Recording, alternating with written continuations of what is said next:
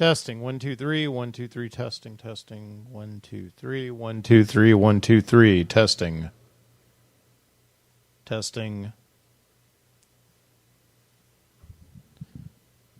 Well, hello everybody. This is Mike Booty, the Midnight Citizen of the Midnight Citizen Show. It's Sunday morning, July 4th, 2021, and if you were paying attention last night on Facebook or on YouTube or on whatever, you'll know that I was supposed to do a live show last night. I was really excited about it. I kind of promoted it. And not that many people listen to the live shows that I've been doing on Saturday night. I think the max audience I've had at any one time was 8 people, which I still consider pretty good for an obscure podcast like mine that does a live show on Saturday night when everybody else is out having fun and having lives and drinking. It's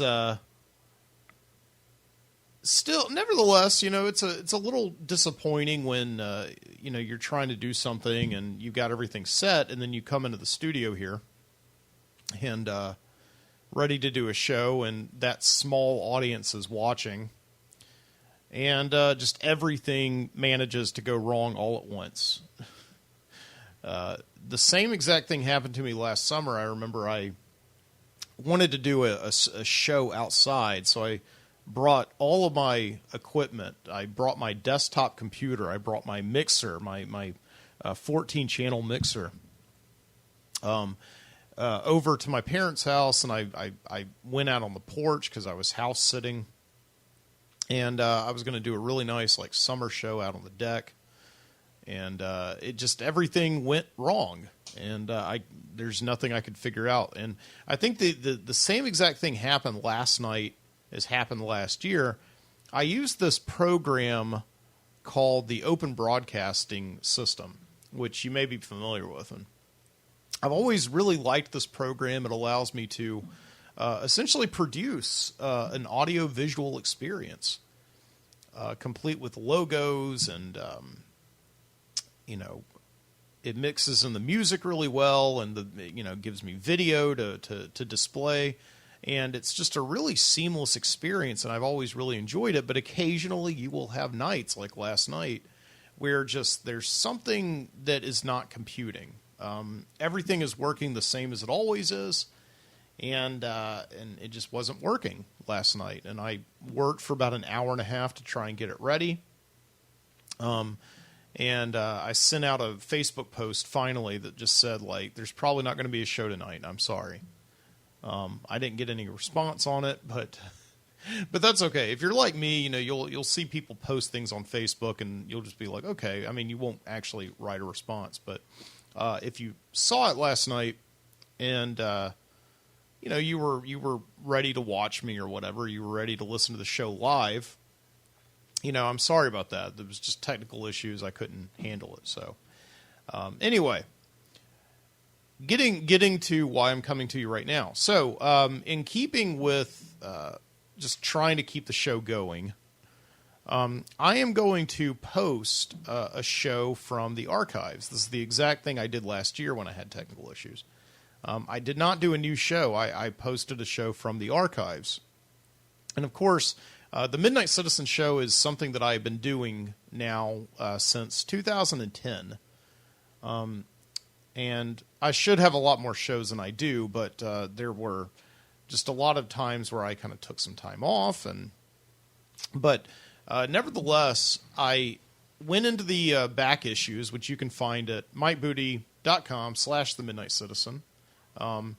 There's a scroll down link to back issues where you can find episodes going all the way back to 2011.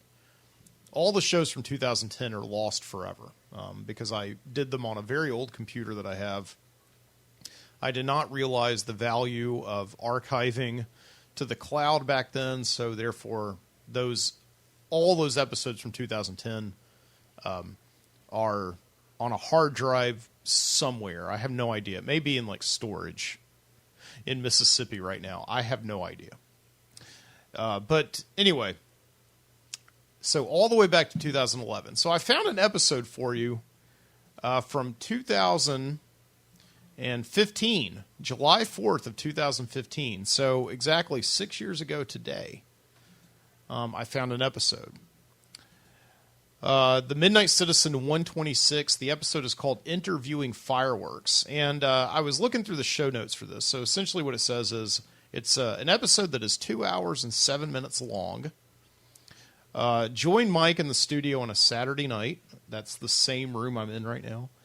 And also on the porches and streets of Birmingham, Alabama. So this is back in the days.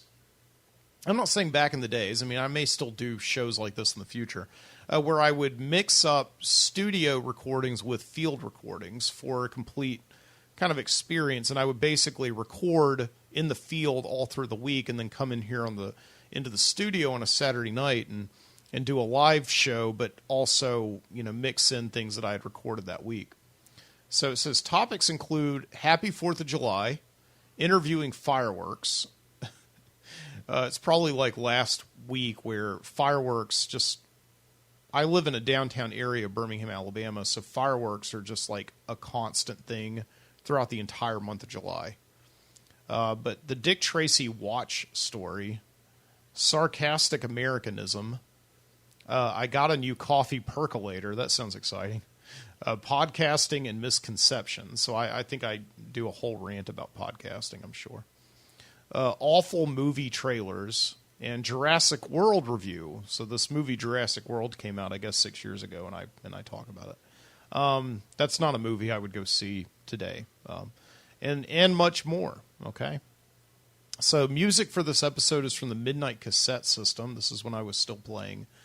Backing music from Franco Edward Nora's Midnight Cassette System. So I don't really do that anymore. But anyway, okay, so this is going to be a good show.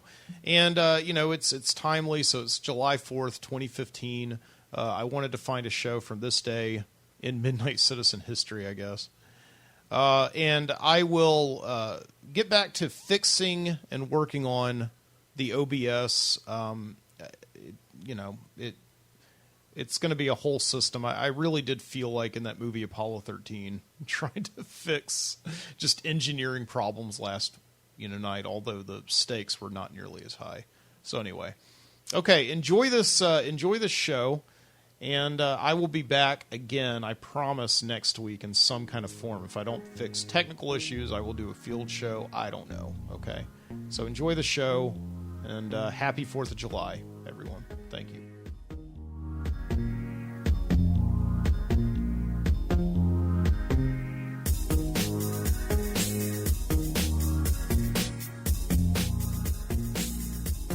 From Birmingham, Alabama, this is Mike Booty, your Midnight Citizen.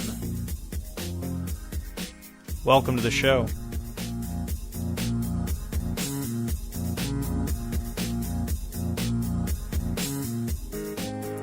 It's Saturday night once again here in town. And tonight's show features, right outside the window here in the Midnight Citizen studio, fireworks. Let me see if I can... I've been hearing them all night long. I don't know if they're still going on.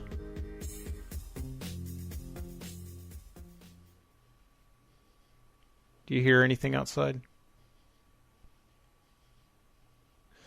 Like, for the last 2.5 hours, they've been going off nonstop. It's been like...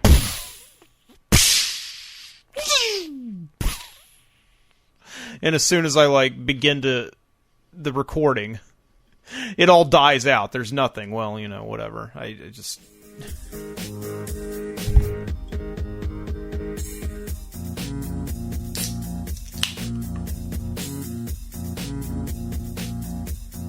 Could listen to the sound of that beer opening instead.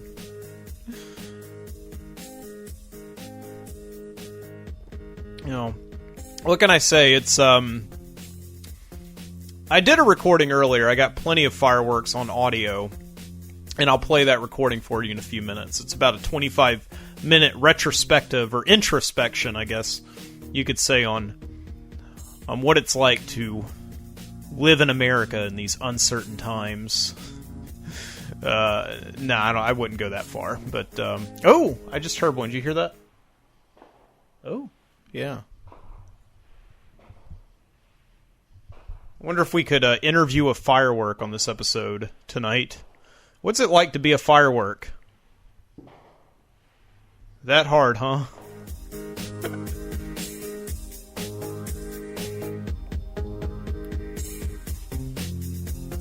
It's nice. I've heard probably hundreds of fireworks tonight. I just haven't seen any. I've seen a couple driving over here tonight. I saw some kid shooting off some things in the park. What do you call those things? They're not Roman candles. It's like a smaller equivalent where it just shoots multicolored flashes out of a little tube. You know, and he was doing that in the park. And I saw a couple of big over Red Mountain, so. But all I know is that there is some traffic here, because every year there's about 3 or 4 different fireworks displays, and they're all downtown Birmingham or in surrounding areas. And the big one is, of course, Thunder on the Mountain, up at Red Mountain, which is about 2 miles from here, from where I am. And just... people were parking like on the expressway ramp. I can't believe the cops were allowing that. They were just allowing themselves, like putting themselves in danger to see like a few fireworks. Seems like they could have, because you could see fireworks for miles around. I don't know how high up does a firework go? Like about half a mile into the sky, maybe even higher. And then it erupts, and the eruption is just a big balloon that has a pretty big radius to it, so just your average firework that's set off by like a professional company. So it's really not that hard to see them. But I don't know what it is. People do some pretty crazy, illogical things to see explosions. It's just something that our brains are wired to do. Act all irrational if there's like an explosion that's going to be happening in the near future. Remember years ago here in Birmingham, they were going to demolish a building. They set up all these charges, and just the traffic jam that day was huge. It was like just you couldn't go anywhere. So people lined up for miles around to see this like ordained, sanctioned explosion. So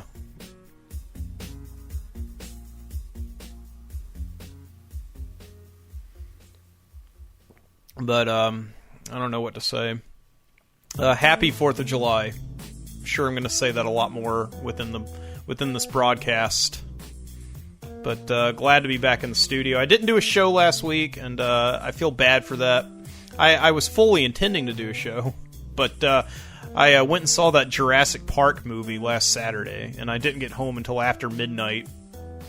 And by that time, I was, a lot of times I do these shows late. Like right now, it is almost 11 o'clock, and even though the show is called The Midnight Citizen, I don't really need to tell you. I've told it a million times. I kind of consider the topics here to be night topics, exploratory, free roaming. They can go anywhere.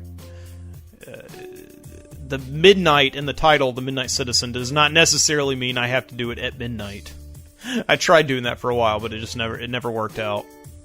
Turned out to be a little bit too much work to do all this show on a Saturday night, and then I would stop it. I would get finished with everything at 3 o'clock in the morning, so it just wasn't. So, what was I talking about?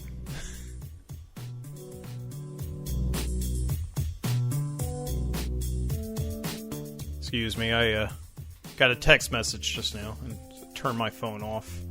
That always distracts me. So, yeah, I didn't do a show last Saturday night. I got home late after seeing the Jurassic Park movie, and I'll talk about that a little bit later, because before I went to go see the movie, I made a pretty long pre-review talking about my history with Jurassic Park and my expectations for the movie, and if I thought it was going to be good or not, and then I went and saw the movie, and I intended to do a review after it, but just came home and collapsed instead, so So I'll play that recording for you a little later in the show and review Jurassic Park, and you can use the fact that I collapsed after I saw the movie as just kind of, I don't know, foreshadowing or, forethought as to whether or not you think I like the movie. I don't know. I'm not going to tell you now.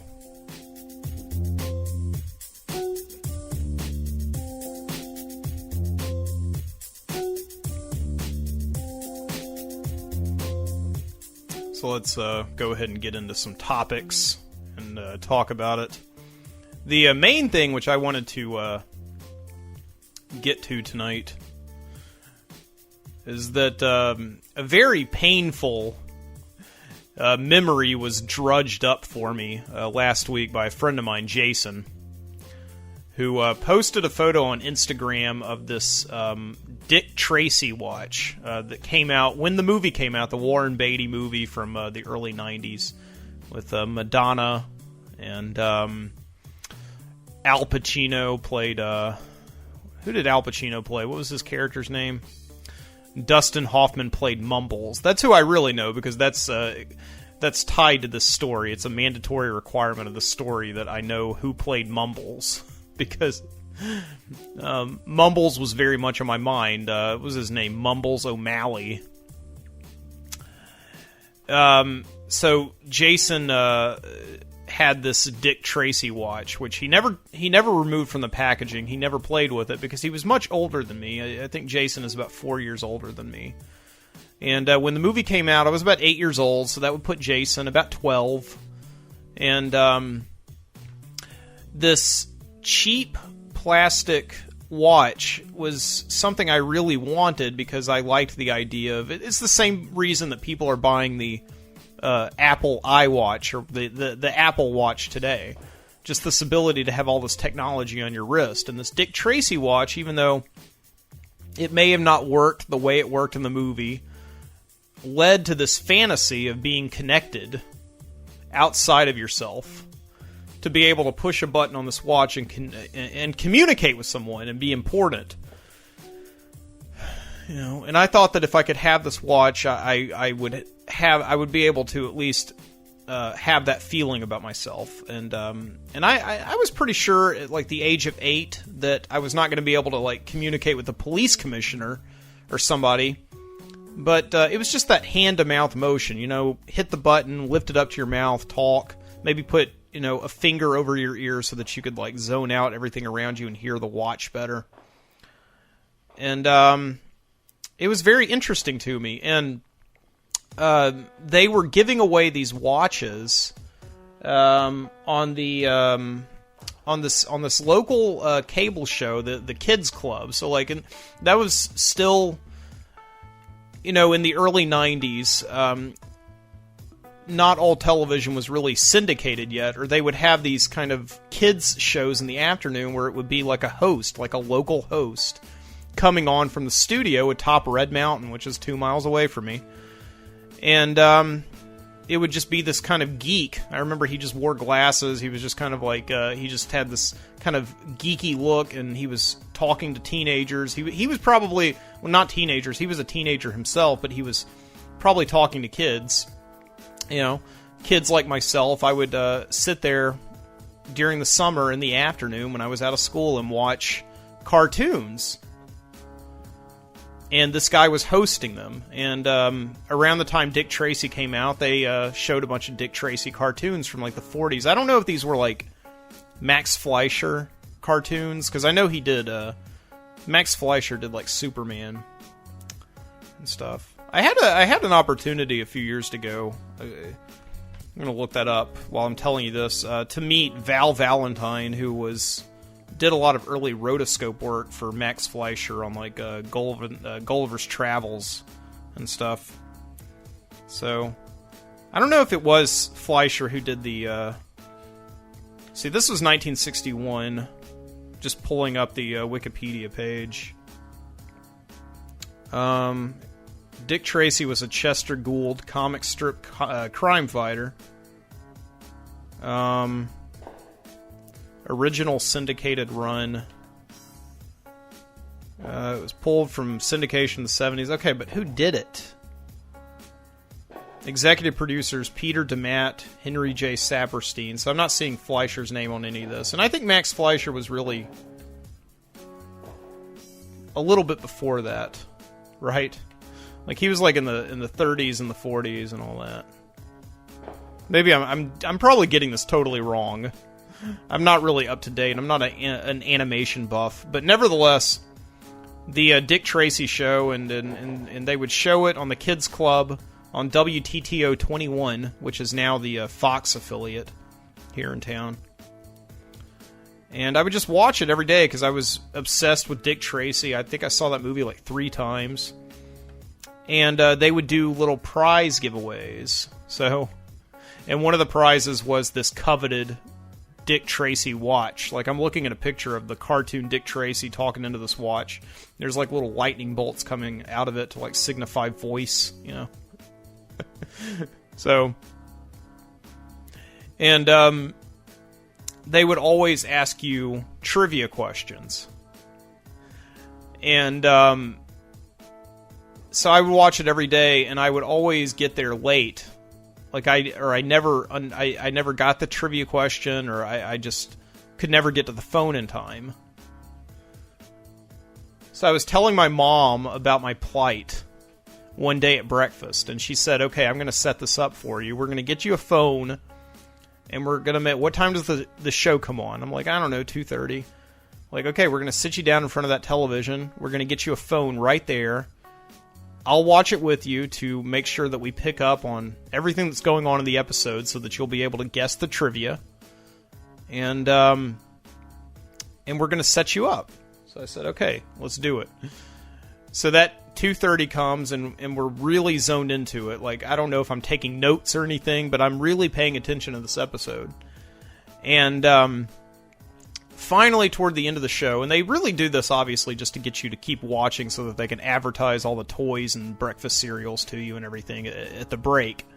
But finally, this teenage geek with the glasses comes on, and like the loud kind of late 80s vest. It was like the early 90s, but we really hadn't escaped that loudness and tackiness of like 80s wear yet.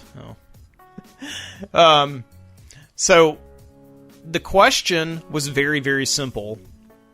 Who was the villain in this week's episode of Dick Tracy? And I knew that. I was like, yes! And immediately picked up the phone, called the number they had on the screen, and I got a busy tone.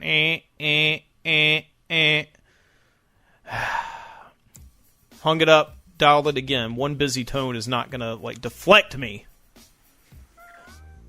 You can tell I'm like getting worked up and angry. You know, another busy tone. Try it again. Another busy tone. Keep on trying. All the while, all the commercials are playing for like the all the Transformers, the Ninja Turtles action figures and stuff that you can buy at your local store. And then the show comes back and they announce the winner, and it wasn't me. I don't even remember who the winner was. But I had an opportunity to remember this about 15 years later when I met my friend Jason. And this was early on. This was like within the first year that we had known each other. I went over to his house one day, and this was in college. And I think I was there with like him and his girlfriend, Rachel. And we were just hanging out upstairs above his parents' kitchen, like playing music or whatever. And his room was like a wreck, and he was going through some of it looking for like a VHS tape that he was going to give me that he thought I might like. And he finds this plastic Dick Tracy play watch at the bottom of all his things. It's totally like unwrapped, or it hasn't been hasn't been unboxed. And then he shows it to me, and it's got like, it looks like a dog had chewed on it, which is indeed what happened. He said his dog, who they didn't have anymore, had chewed on it, in the first couple of years that he had it, gotten hold of it. I was just like, this is beautiful, and I told him the story about what happened. And as I get around to the part where I'm telling him what the question of that week was, and he just completes my sentence. He's like, "Oh yeah, it was Mumbles."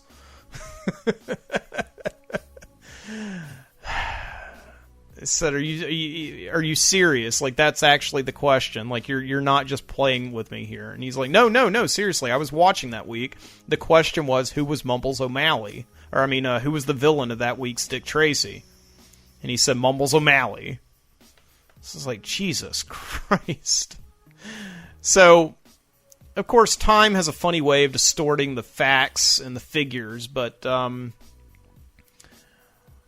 this day, Jason swears to me he was not screwing around with me. That was the real question he asked, and he called up just because he was at home that day. He didn't have anything to do.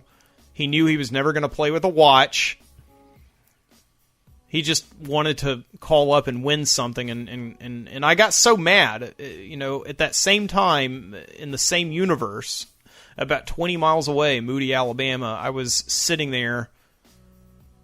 I wouldn't say I was crying. It was probably one of the first major temper tantrums I ever... I remember I tore my sister's phone out of the wall, the extension that she had gotten for Christmas that year. I tore it out of the wall. I was so mad, and just, oh my God. Just a real witness to just the catastrophes that can befall you if you rely on a call-in show. And years later, I was working I was one of those call screeners. I was working at ABC over the Thanksgiving weekend. I had taken a temp job as being the guy who actually had to answer the phones for people to give them like iPods or something like that for answering a question. So like the first 30 callers got some kind of prize. I can't remember what it was. Or maybe the 30th caller got an iPod or whatever. And they have this line there. If you ever wonder how this works, they just have this line there in the television studio, and it's constantly unplugged except for the very second that they announce the contest, like call in now, and then you plug it in, you just start getting calls. You take down the person's name and number, you tell them where to come if they're going to come and pick it up, or you mail it to them. You get their mailing address, and as soon as you get that 30th call, you just immediately unplug it, and that's it. So... I don't harbor any anger or hatred toward Jason today. I'm just saying that's pretty cold. I mean, I've never been at home. I've never wanted to be like, hey, I don't need this. I have no use for it in my life, but I think I'm still going to call up and try to win it anyway. He crushed my spirit that day. 15 years before I met him. So...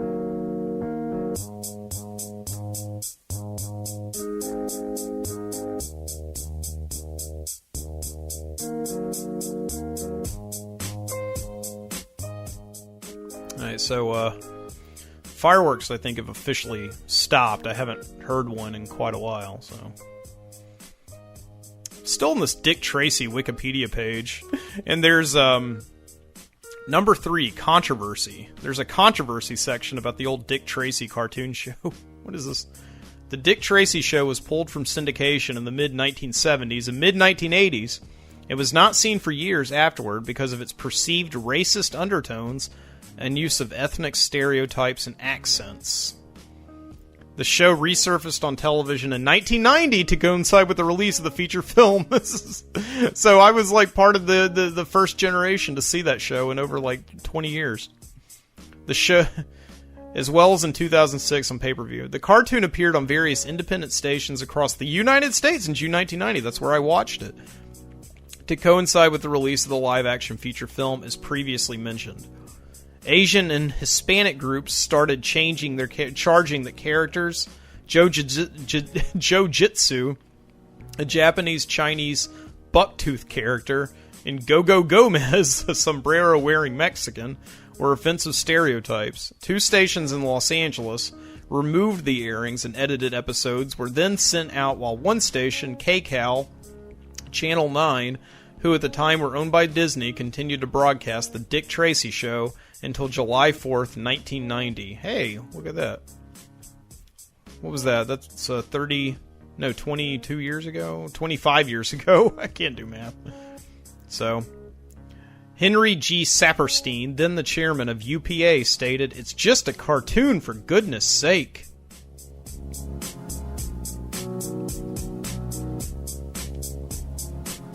See, even in the mid-1970s and mid-1980s, we were as sensitive as we are now. You just can't say anything anymore without justifying it or qualifying it. But, that's how it goes.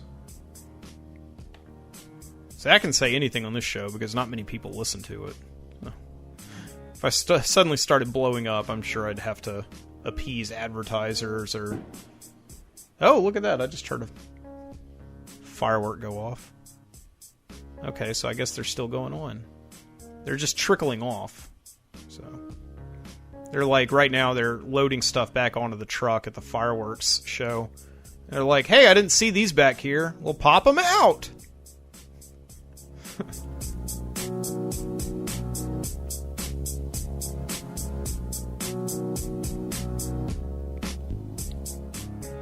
And I'll go to some field audio in just a second, but I'm looking at my phone right now, and it's been about 8 hours since the accident. Not 8 hours. It happened this morning, and everything is okay with it. Yeah, I left my my phone on the windowsill last night. Like every night when I go to bed, I set the alarm on my phone, and I just put it down on the windowsill that's right next to my side of the bed. And this morning it rained and it thunderstormed pretty violently here in Birmingham. And yeah, the windowsill flooded, like it had a patch in it, which I had never noticed before. It's rained here like 100 times or more since we've been in this apartment. We've been in here for about 4 years. And I've never had any problems with that windowsill, but for some reason it decided to flood. It didn't flood a great deal. It just flooded like a little bit. There was a small trickle. For a second I thought the cat had gotten up there and like peed on it or something, but no, it wasn't pee. It was just a little bit of rain had gotten in through some kind of hole that was there, and it just didn't get over anything, but it got all over my phone. Just completely flooded my phone. I had to wipe it off. It took me like 20 minutes to get like all the water off of there, and then the phone was like, it was turning on, but it was like turning blue. The screen was getting all fuzzy. The volume knob wasn't working. So I was like, oh my god. I mean, fortunately, it's not an expensive phone. I only got it for like $50, and it's a good phone too. I've dropped it like a million times, and nothing. You know, it's still okay. Knock on wood. Of course, this is a big knock on wood story. You know how you knock on wood, you know, because you say something and you're afraid that you're going to jinx it, like something bad's going to happen now that you said that everything is okay. I don't know where that comes from. I heard it's like an Australian myth or something. Like there's demons in the trees, and if you knock on the trees, it'll like keep them from coming out or something. I don't know. We'll investigate that later. So, but I told this to Jessica, and Jessica said what I've always heard, but it's never worked for me personally, is just put the phone, take it apart, and put it in a bag of rice. And we got some jasmine rice and filled up a Ziploc bag and just stuck the phone in there. We put the battery in there, the SIM card, and waited like 4 hours, and I brought it out, put it all back together. Everything was perfectly okay. Like the screen is still a little fuzzy, but other than that, it's like I can't believe it worked. I mean, honestly, you know, it's just one of those things you hear about, but you never expect it's going to work. It worked. It got all the moisture out of my phone, just soaked it all up, and now we're back to good. I was so glad because I was terrified that I was going to have to spend the 4th of July, like, oh my god, going to a phone store, like dealing with accounts, dealing with the SIM card, trying to get all my addresses back and just all my information that's stored on the SIM card. Just, oh my god. But I didn't have to. The rice worked. So if you've ever heard of this and you're never sure it's going to work, it works. I don't know like how many situations it would work under. I don't know if I got lucky or whatever. So So there you go. There's a feather in your cap.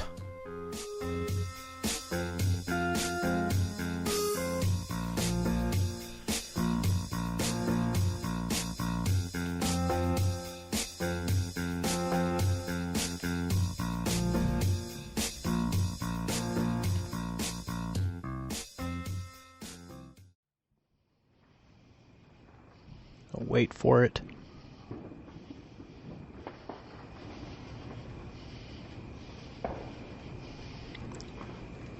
I'm on a porch right now, somewhere in Birmingham. It's not my porch. It's just a stranger's porch. I'm watching after a dog right now. Yeah, my fiance Jessica works for a dog sitting company, and she has an overnight sit at someone's house tonight. And I don't know anything about them except they have a really nice porch, and you can hear the bombs bursting in air somewhere out there in the distance.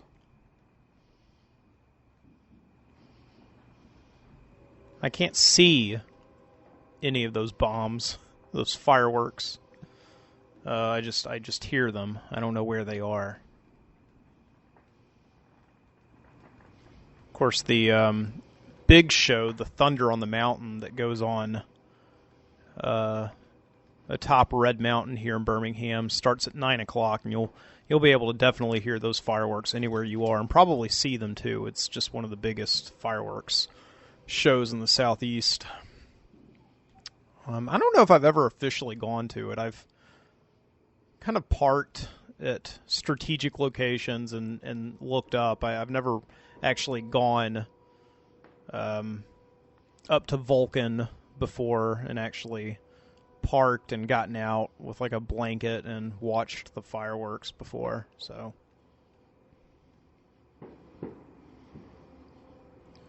but yeah, Jessica has stepped out for a second. I had to come over here to this house because during overnight sits, one of the rules is that you cannot leave the house, and so Jessica had another client. She was double booked, so she had to go and take care of some other dogs. So while she's gone to do that, I have to stay behind and watch after this boxer puppy here named Willie. And right now Willie's inside. So I've stepped out here, and I may drive around Birmingham in a few minutes and try and kind of get some better audio of fireworks. So, but I was just in here watching the television and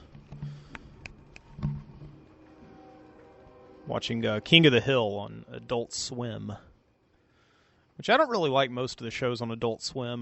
Just cartoons in general. I have never watched that much, but I do like the kind of feeling of Adult Swim. It has this just kind of laissez-faire attitude to it. I don't know how to say it. It's nice, like background entertainment. You don't have to pay attention to it, I suppose. But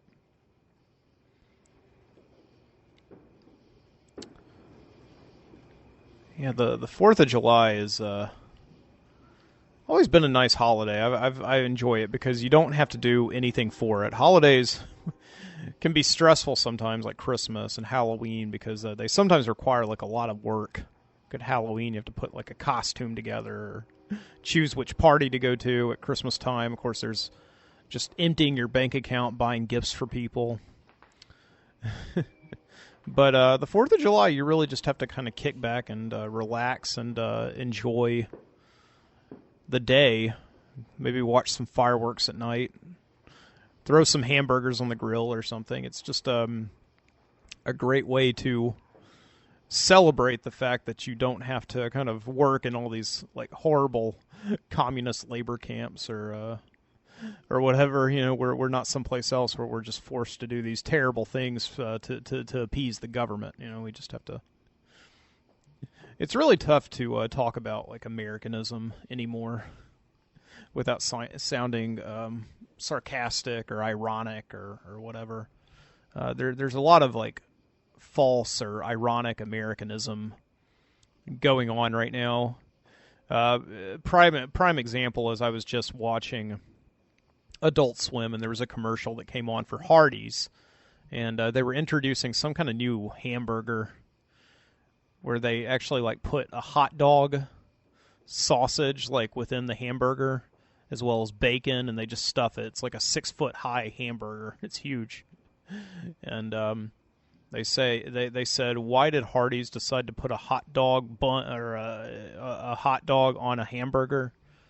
Because America, that's why. And it zooms out from the guy eating the hamburger to like just show fireworks and everything, and then at the bottom, Happy 4th of July. So, especially there was the World Cup I remember going on last summer, and there were just people going all over Birmingham wearing just this really tacky American like red, white, and blue garb, like short shorts, just promoting this. It's like a love for America, but it's like just very sarcastic at the same time. I don't know what it is. It's kind of poking fun at people who just have this kind of unchecked sense of patriotism and self-righteousness. It's like the idea of making fun of that song, I'm proud to be an American, where at least I know I'm free. That's a horrible song. And for many years, you couldn't say that it was horrible in mixed company, because some people, I don't know if you still can, but obviously a love for America and patriotism has spawned like a lot of bad art, and also just an arrogance, the idea that we're the best country in the world, and we don't need to defend the fact that we're better than everybody else to anyone. Like if you can't just come to America and once you pick on one of us, you pick on all of us, and that kind of thing. And it's spawned a lot of negative attitudes, very sour attitudes, and very xenophobic attitudes. Just the idea that we're better than everybody else, and fuck you if you disagree with us.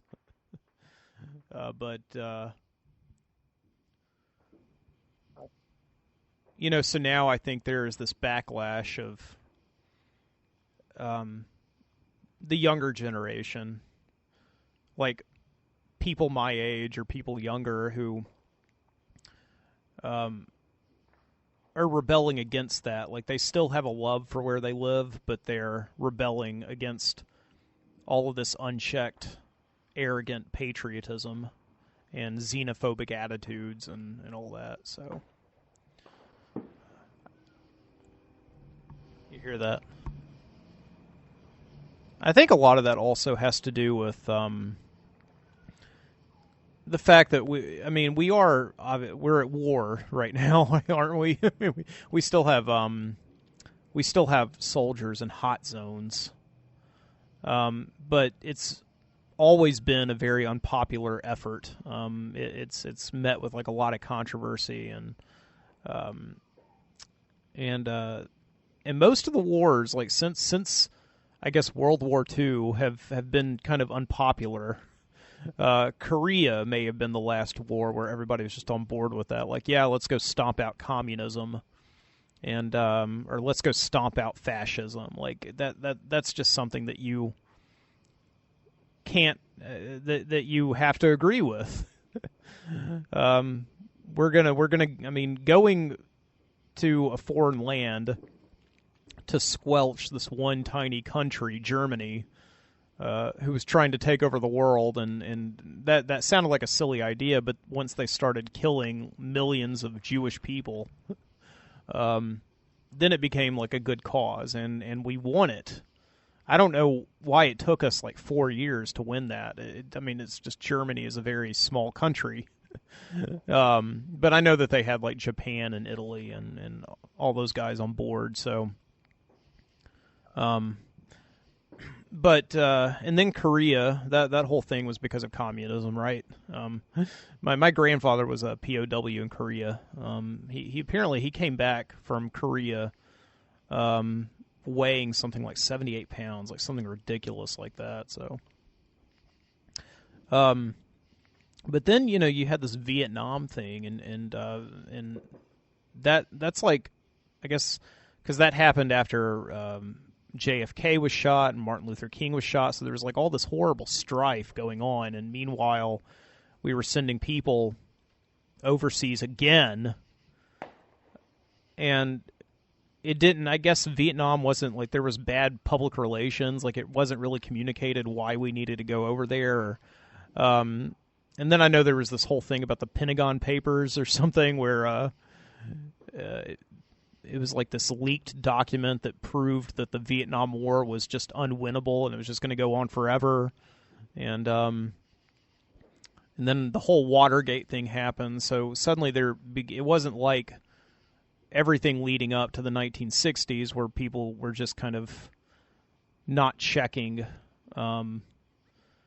what their government was doing. And I know that there was probably this heightened awareness that the government was not always telling the truth, but it wasn't in mass circulation until the late 1960s, 1970s, at least from the history that I've read. And there was just suddenly this rebelliousness that hadn't been there before, and it's been there ever since. And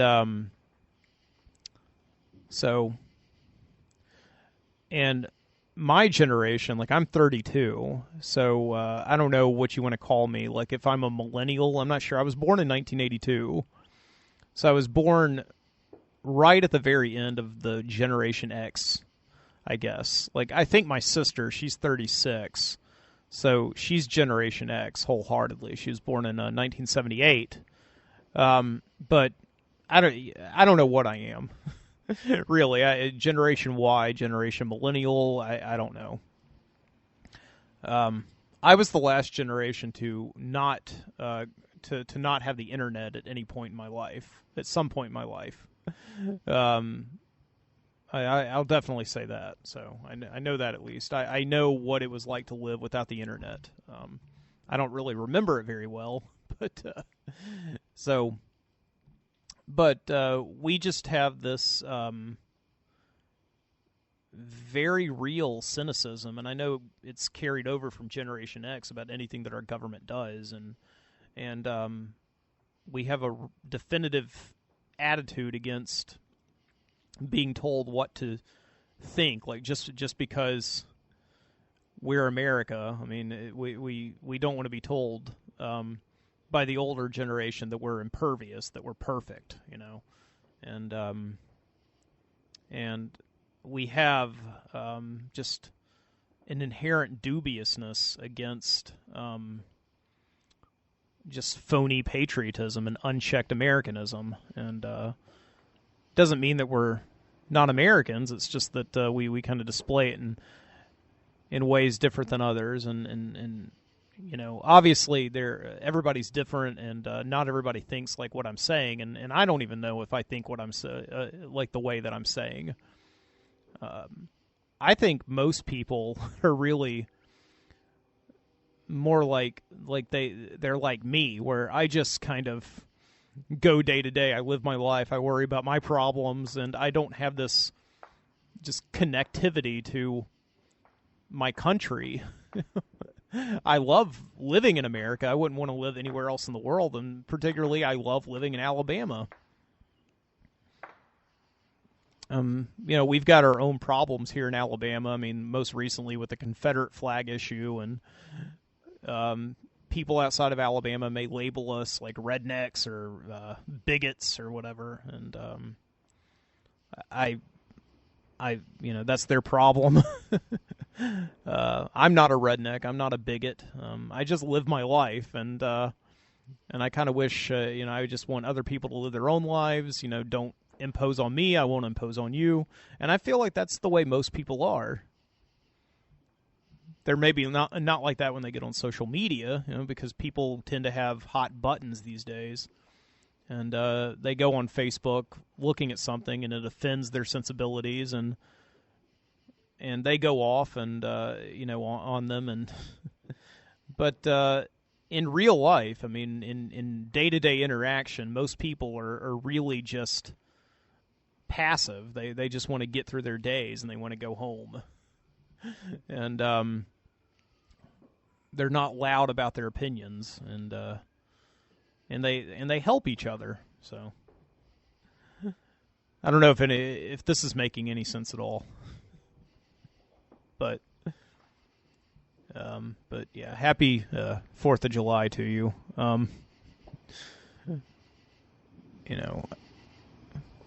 I do. I mean, it's definitely a holiday that brings up a lot of memories. Starting when I was about 3 or 4 years old, maybe the first 4th of July that I really remember experiencing was in our little house in Anniston, Alabama. We would set up fireworks like Roman candles and bottle rockets in the driveway.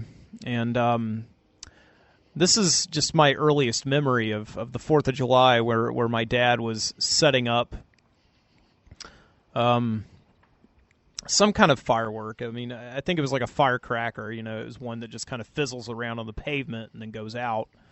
But he lit the fuse, and of course the fuse did not go all the way in. It was a silent fuse, so he went up to check it, and it just blew up. And to this day, he has a black mark on his right thumb. So I'm sure everybody has probably a story of when they were stupid with fireworks, or when when their parents were stupid with fireworks. I told one a couple weeks ago on the show where I set off a bottle rocket in the house one time, and it was a very stupid move. I was probably about 10 years old, and I lit the thing in the kitchen with the plan of just, because I couldn't wait to get outside. I couldn't wait to walk the 10 feet. So I lit one, and it went off faster than I thought it would, and I instantly tried to run to the kitchen, or tried to run to the back deck, but it didn't work. So I dropped I dropped the bottle rocket in fear, and it just took off like a DeLorean, like it was going back in time. It left like a fire streak on the tile. So but of course, we would always, growing up in my subdivision, there was a very brief time when I was in the 4th grade where there were actually several people who were my age or around my age living in my neighborhood, and we had this big cul-de-sac, that joined all the houses in the neighborhood, and there were these parking spaces in the middle of this cul-de-sac, and there were 4 of them too, and it just formed like a 4 square, and it had lines dividing each square. So we invented this game called Lines, where one person was it, and they had to stand at the center, and everybody else, spread out and stood at a different corner of the square, and then it had to trace the lines to that person before they could make it to one other side of the square. So, and one 4th of July, we were out there playing that. This was probably like 1992 or 93. We were playing Lines, and in the cul-de-sac, and somebody was that was the first time I heard Bad Out of Hell, because somebody had brought out Meatloaf's Bad Out of Hell album and put it in the CD player. So we were like playing Lines. Well, I mean, that's definitely what you would call American. God damn. I hate that expression, American. Everybody, like, it's just this. That's kind of the perfect embodiment of ironic patriotism or Americanism, when somebody puts like this deep Southern twang on the word America. America, it's just it's kind of annoying. But I can't help but say it sometimes, because you look at these like stereotypical, or maybe like what you might think are cliched American scenes, like fireworks going off in the distance, a big block party of people eating hot dogs and hamburgers and drinking beer and listening to the baseball game, and that's American. But it's said in this kind of like false positive, like you're kind of negative towards it because it's so cliched, but it's a nice scene at the same time. It's just people enjoying simple pleasures of life. They're not working. It's like a federal holiday. Everybody gets to go home and just be with their family and friends and just enjoy overeating and entertainment and fire. Everybody likes fire, and they like it when things explode. So,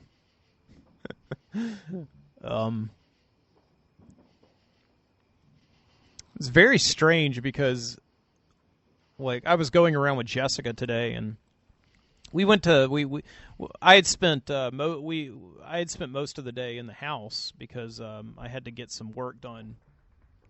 For work, I had to complete some stuff, so I was in at my computer pretty much the whole morning, and it was nice because I was listening to the On Sug Saloon in the background. Yeah, the Overnightscape Underground, Frank Nora, founder of the Overnightscape Underground network of podcasters, has put together a nice little streaming service, completely free, that plays old On Sug shows. So it's really nice to have in the background. It's just this thing that streams in perpetuity, and you just listen to it while you're doing other things. onsug.com/saloon. It's nice. And it's got this chat feature where you can go in and talk to other people while you're listening. So it was nice because I was like in and out of the chat room just talking to other people while we were all listening to the same thing. It was fantastic. So definitely recommend it if you've got some work to do and you enjoy listening to podcasts. That's a great thing to do. onsug.com/saloon. So I don't even know if you have to say / anymore. I think it's all just, that's like on the old Monster Vision, Joe Bob Briggs. TNT.turner.com/Monster Vision. They used to say that like in the mid 90s on TNT, how you would get to the website. So, but yeah, we were driving around today after I did some work, and we decided to go out to like Railroad Park in Birmingham.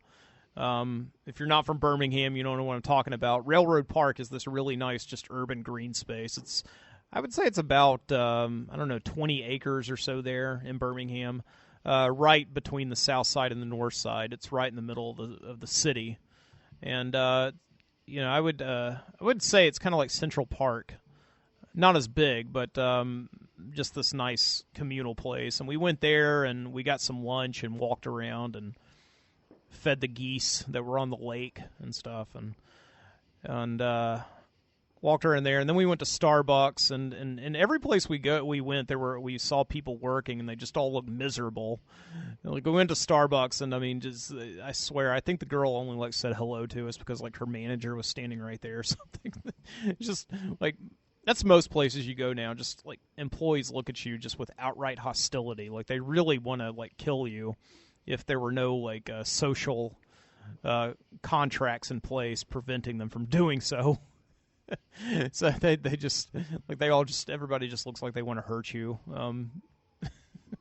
But contrary to that, and I cut them some slack because who wants to work on the 4th of July? I mean, it's like a federal holiday. Like I have off, and everybody has off.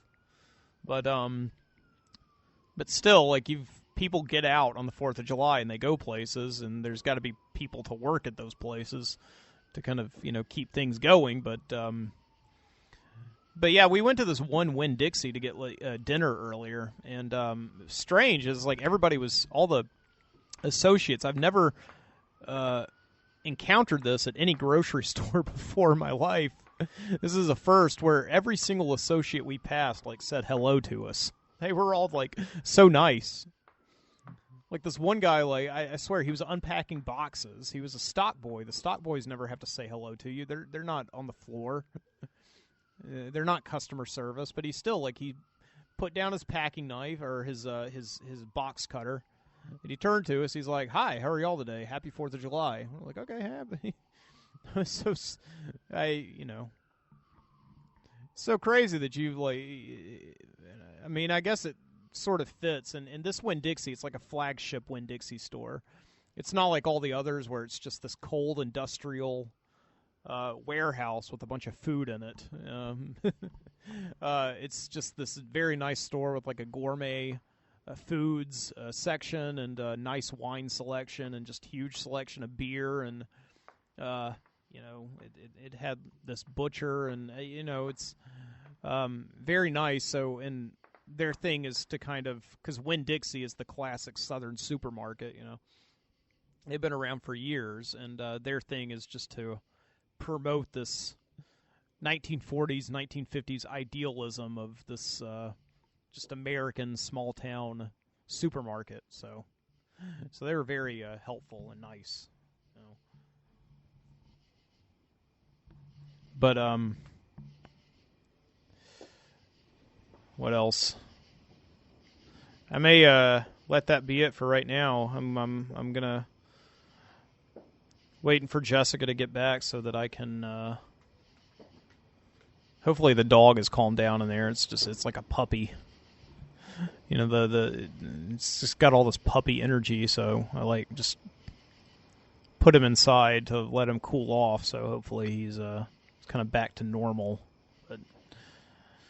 But I will return it to Mike in the studio, which is going to be a couple hours from now when I get home. And all right, once again, happy 4th of July. I'm sure I'll say it again on this broadcast.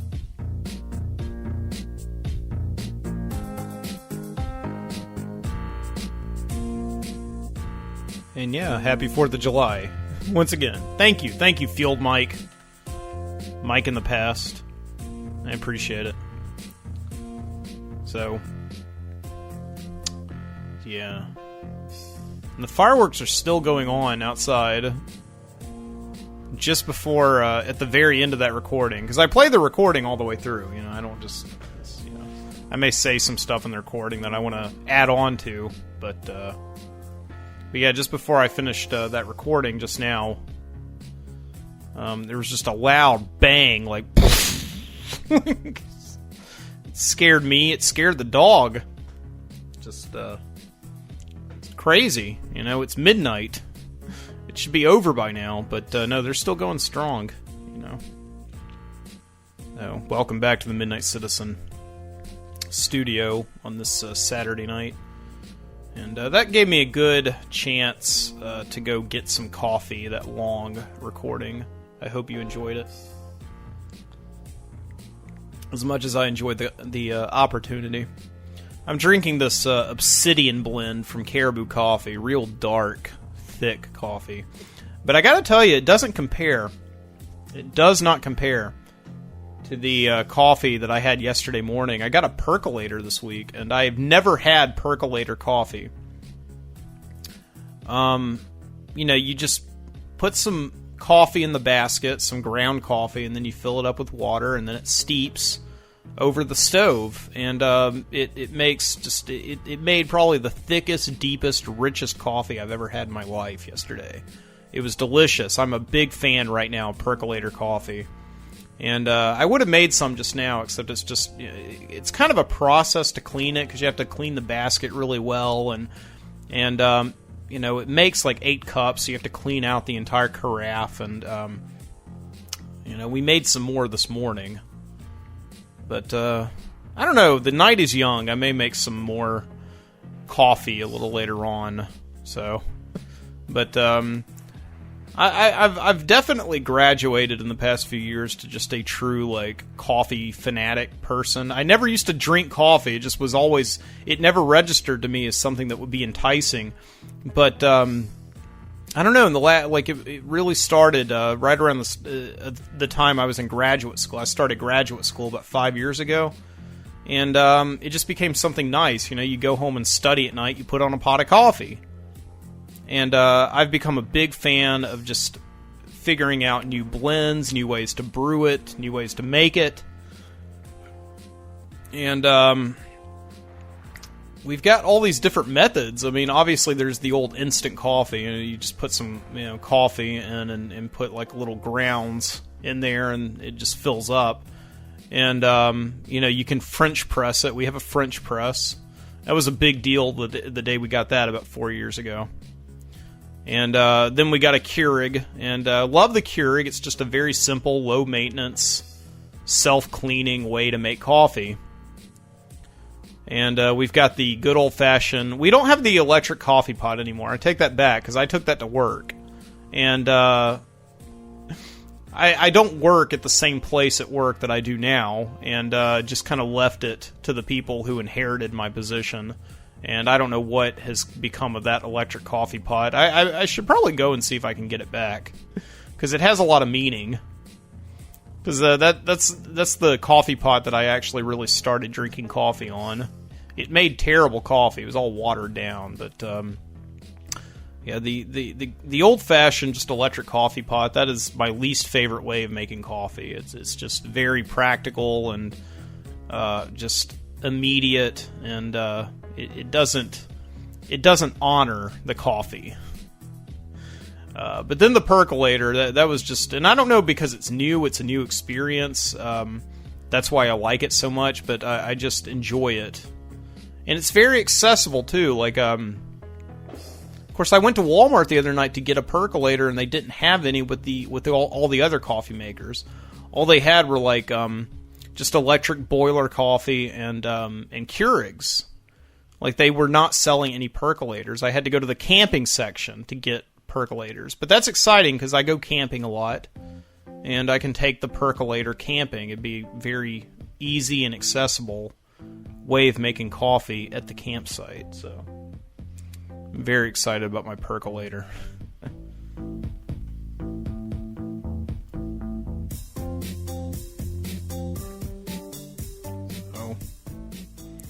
So this is the Midnight Citizen Show, and welcome back if you're a regular listener. And if you're not, if this is your first experience, well, welcome. This is my just a show I do. I try to do it every Saturday night, at least once a week, and just talk into a microphone about things that are going on. I do a lot of podcast listening and a lot of research about podcasts. And of course, podcasts, there's like the big thing. They're like coming back right now in a big way. Of course, Serial and This American Life and WTF with Mark Maron. I mean, this was the week Mark Maron, a podcaster, was able to get Barack Obama, the President of the United States, to come on his radio show called What the Fuck. It's surprising, but podcasts are big right now. But of course, I think there is still this misperception of what podcasts can be, because what I do and what a lot of the podcasters on the network that I'm a part of, the Overnightscape Underground, what they do is something entirely different than what podcasting is perceived as being right now by the mainstream public. I think, and I'm not trying to sound all elitist here, believe me, I'm not. I'm not elitist about podcasting. I just think that there are niches, and the niche that I'm in is very difficult for most people to understand, which is just come on and talk into a microphone about anything that's on your mind. And that's a very sexy, a very interesting idea to me, that you're not locked into a topic. But most podcasts, the ones that are successful, are locked into a topic. Like, they're either about comedy or about wrestling or about board games or about movies or about music. Like, everything is just locked into a topic. And we're not. And that's why it's really hard to promote the Midnight Citizen. Like, I struggle every week trying to brand and market the show, because the people who don't know what it is, who aren't on the Overnightscape network or don't listen to the other shows there, who aren't in on the joke. I've had some people find me just by pure coincidence, and and they like listening to what I do because it can sometimes be interesting to just like listen to another person talk. I do it all the time. That's why I started doing the show, because I was like, hey, I was listening to other shows who do the same thing and who I had to scour the internet to find because I didn't want to listen to just a show about movie reviews all the time.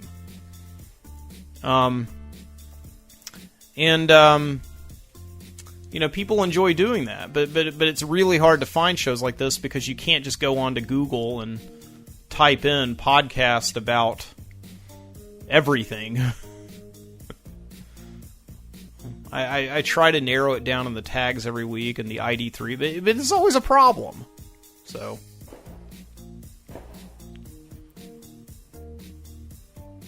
a perfect example, and I never really get to talk to people about podcasting in daily life. Most of the talking with other people I do about podcasting are like on the internet through Facebook with other people who podcast who I know. There was a couple weeks ago after I finished a show, I stepped out into the alley as I normally do to have a cigar and a coffee and just reflect on my show and just kind of enjoy what I had left of my Saturday night. It was about 2 o'clock in the morning, actually, early Sunday. And this truck pulled up the alley, and he started to like slow down. His lights were so bright, it was like blinding me. But I could see that he was looking into my studio, because my studio is on the bottom level of my apartment, and it's like a sunroom, really. And it's got 3 windows. Like, I'm looking at 3 windows right now that are facing the alley, and then 2 windows that look out onto the street. And he's looking in the studio, and then suddenly he starts advancing toward me in his truck. And I'm thinking for a second, should I probably go in right now? I mean, it's like 2 o'clock in the morning. This is a dark alley in the city. Like, I could possibly be murdered right now. I started to get like really nervous about it. And then his window starts coming down, and that's when I start really locking up. This is my fight or flight. It made me nervous about how I would react if like presented with real danger, like somebody had a knife or something, because this could have possibly been a very dangerous situation. Just this truck advancing toward me at 2 o'clock in the morning in a dark alley.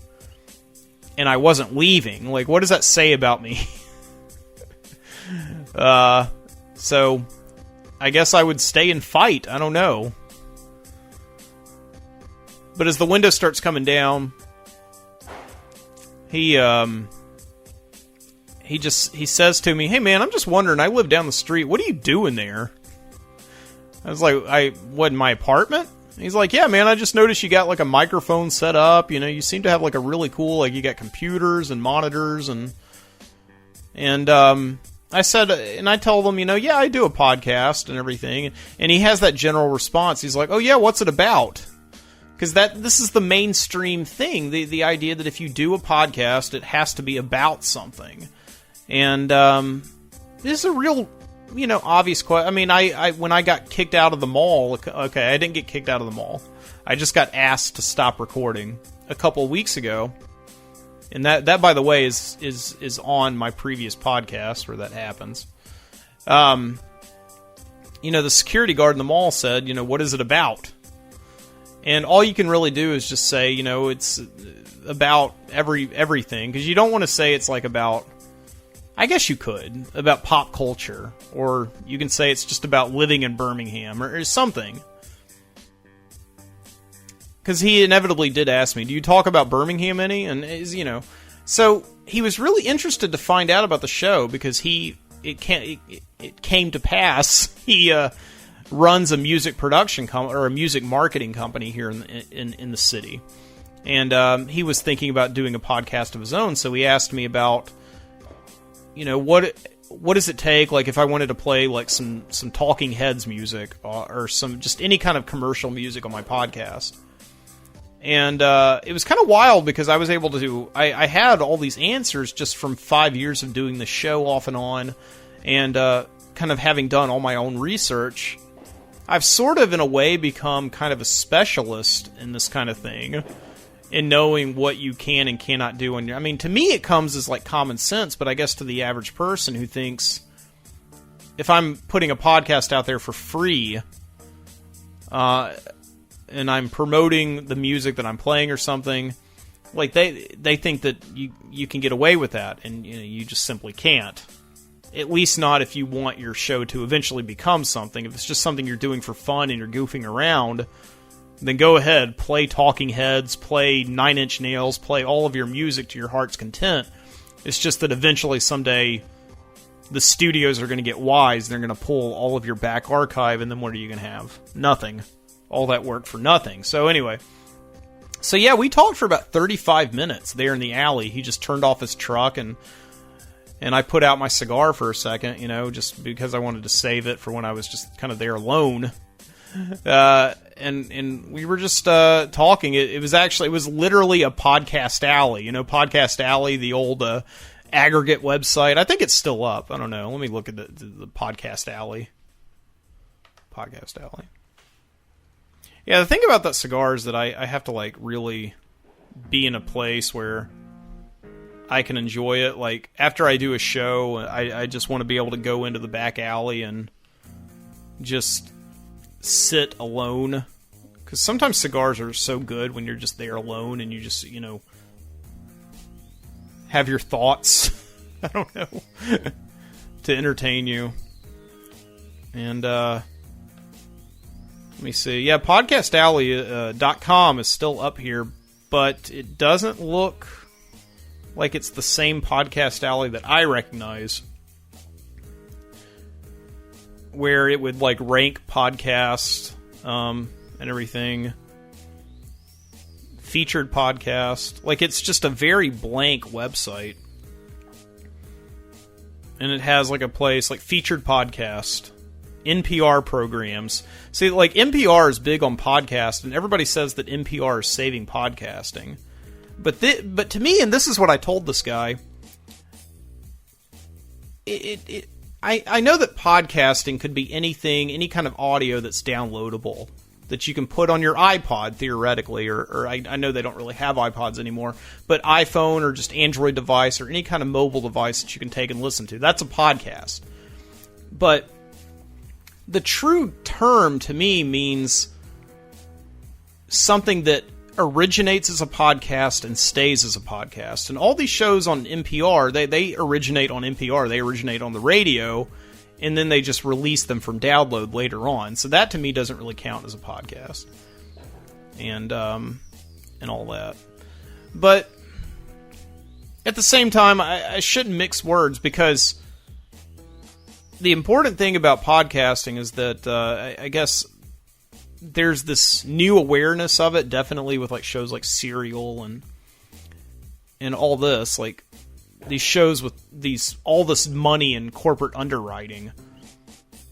But people are still using the term podcasting. They're still going around downloading these things, and I guess it is good, because it allows people like me and 250,000 people other than me to do this and be able to talk to people like that guy in the alley, and they have a point of reference. And once they have that point of reference, oh yeah, I know what a podcast is. It's like that show This American Life. Then we can go from there. We can be like I was, like, yeah, well, there's these people like on the Overnightscape Underground, and I managed to talk about not just my podcast, but like PQ Rivers' podcast and Frank Nora's podcast and Jimbo's podcast. All these other people who are on the Overnightscape Underground who do shows for no money. They just turn on a recorder, talk about whatever they're interested in, and then they plug it into the podcast. And there's definitely this whole array of people who are doing this right now who are not getting noticed, because the new perception of podcasting is just professionally put together, all these people working on it, professionally mixed, and it's it has to go through like a panel of approval before it gets heard by anyone. So, no, but it was still kind of it was cool. Like I just never get a chance to really talk to people about podcasting in daily life. Podcast Alley, literally, that was neat.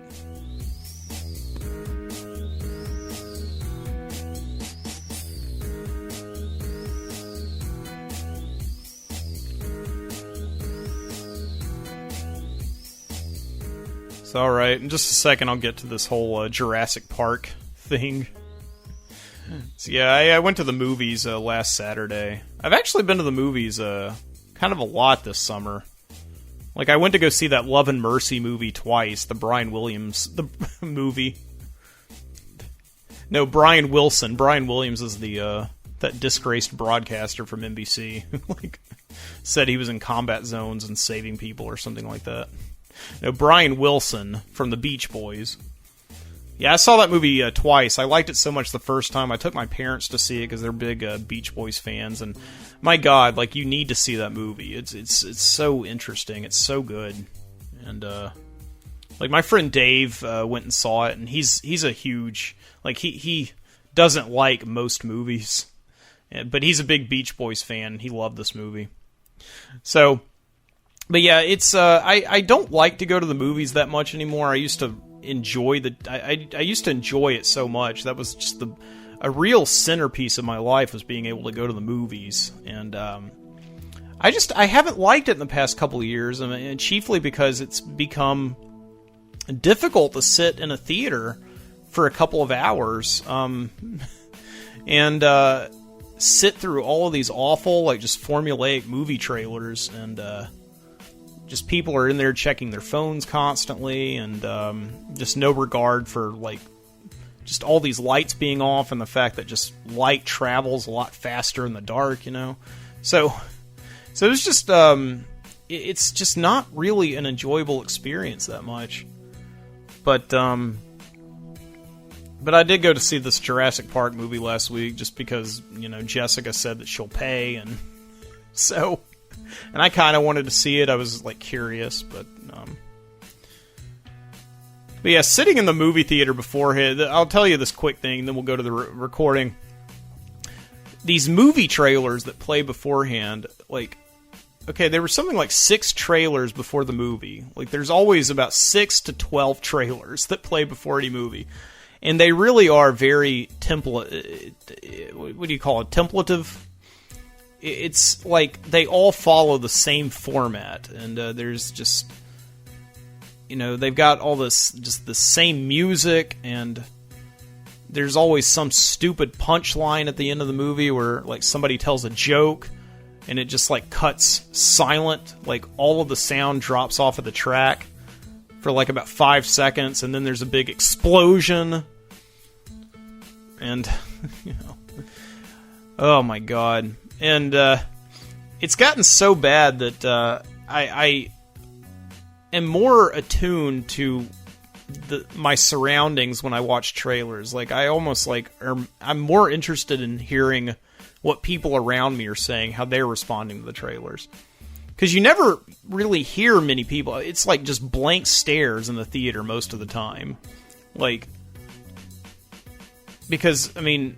Like, I go to the movies maybe once, maybe twice a month. Most people go probably about that or less than that. But I think that we're getting to such a point where it's become so predictable, our experience at the movies, with just these long, drawn-out commercials beforehand constantly telling you to turn off your cell phone, and then another one that comes up telling you to text this to this number to receive a free this. And it's become so arduous, it's not fun anymore,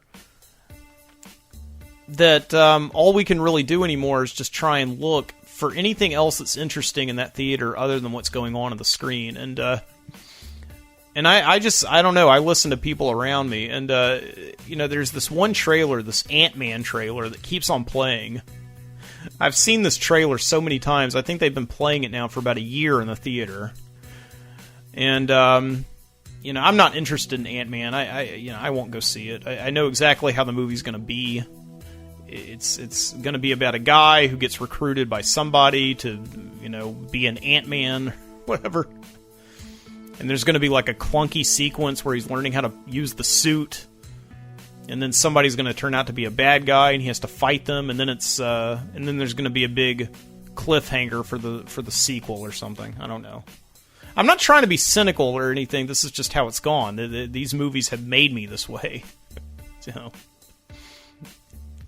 But there's a point in the movie trailer which I've seen a million times at this point. I'm just not interested in it. I never was.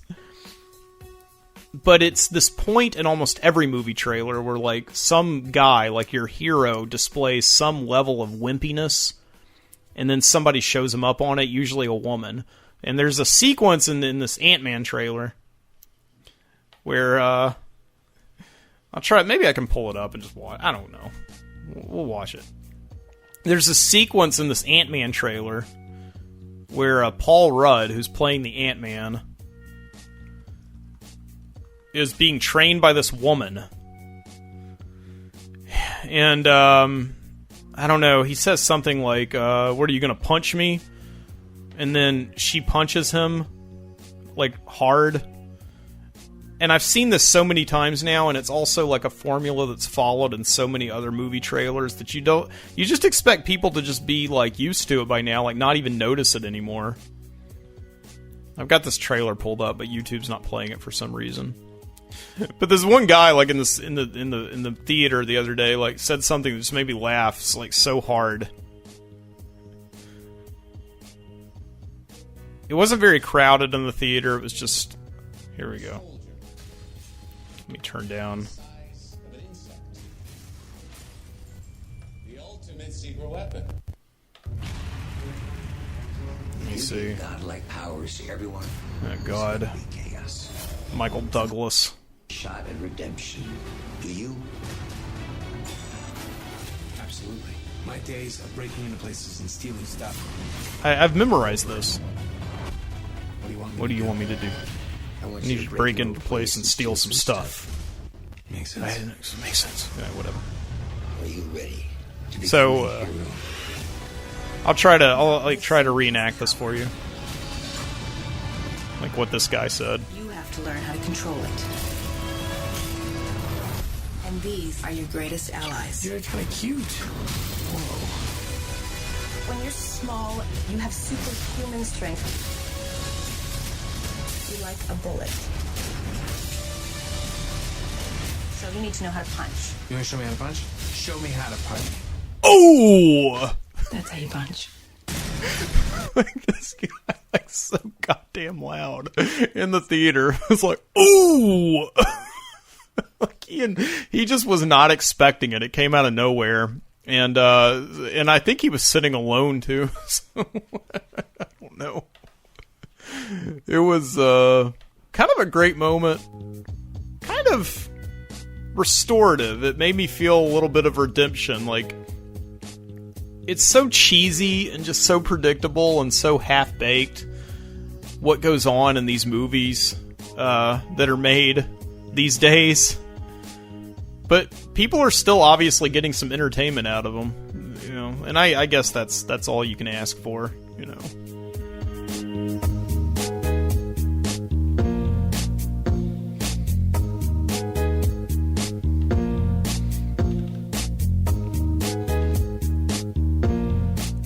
So, alright, I'll play you this Jurassic Park pre-review, and then I'll come back after that to let you know if I enjoyed Jurassic Park. I know you're just like dying to know. Okay, it's Saturday night. It's about 8:30, and sitting out here on the porch. We're about to leave in a few minutes to go see Jurassic World, and I don't know about this movie. I don't know if I'm going to like it or if I'm going to hate it. So far, all the reviews on it, everybody I've talked to seems to be split right down the middle. Nobody seems to be in between. They're just like, oh, it was okay. So, and yeah, I was really just planning on hanging around the house tonight and watching some television and doing the show a little later.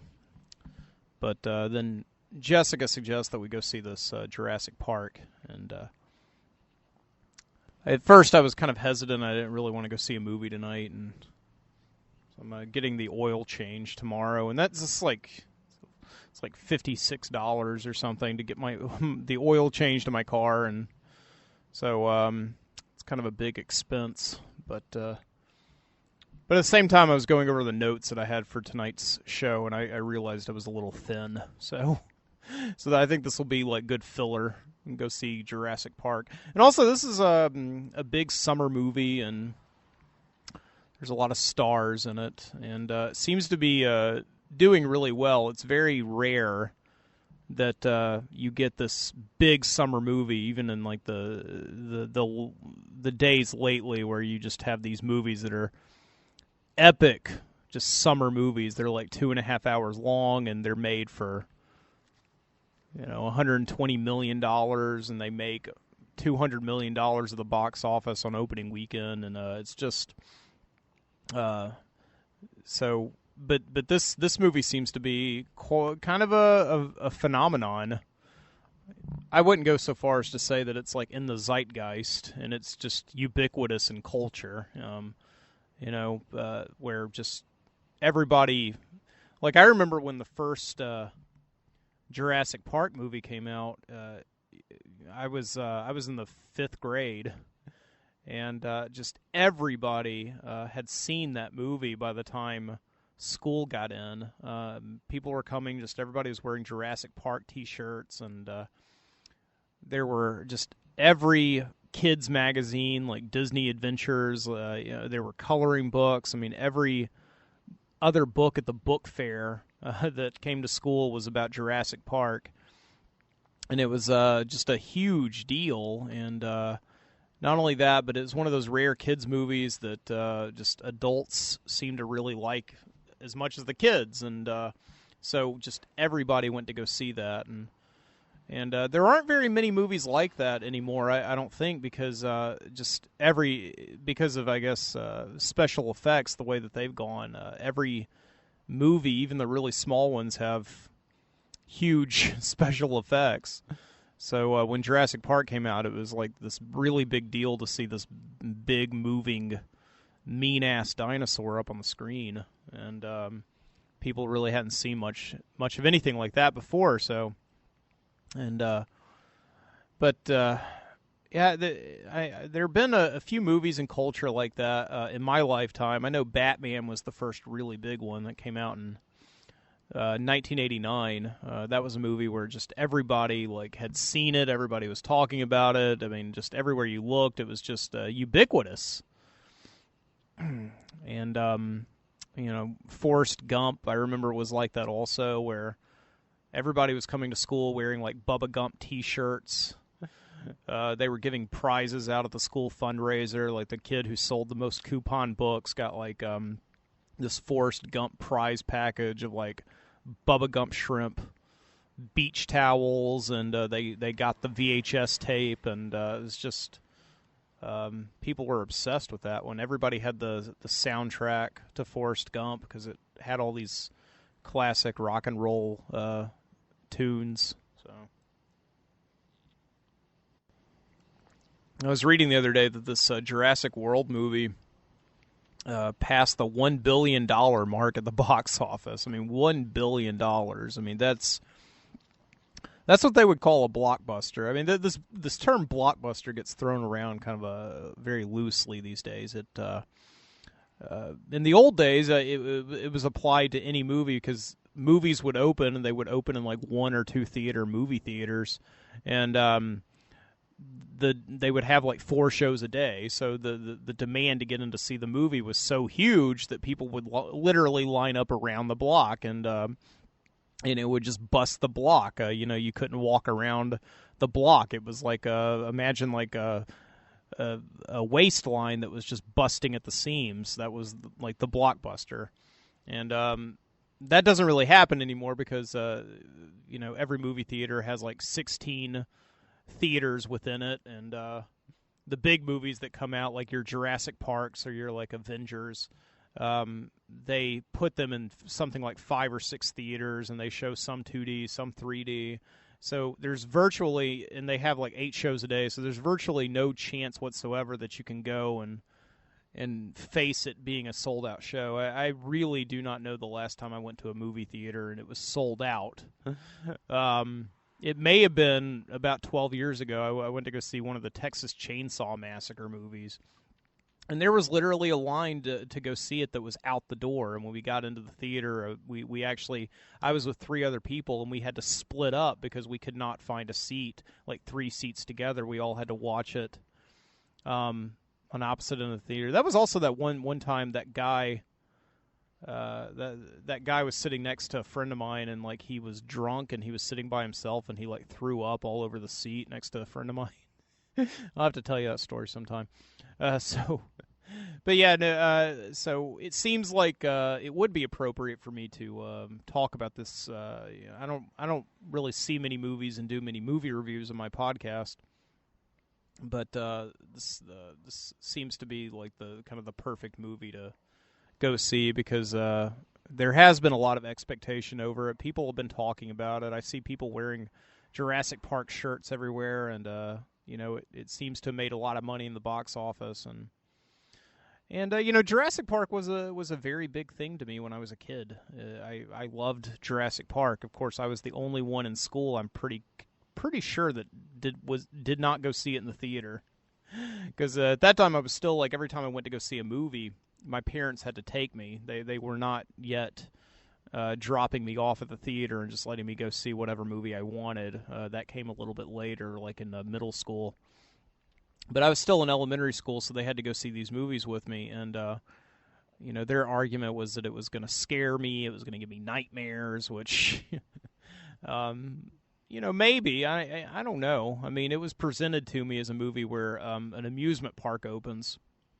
And it has dinosaurs, and something goes wrong, and the dinosaurs start eating people. So I went in knowing that it was going to kind of have scary elements, but I wasn't really scared of the concept. I just really wanted to go see the movie because everybody else was.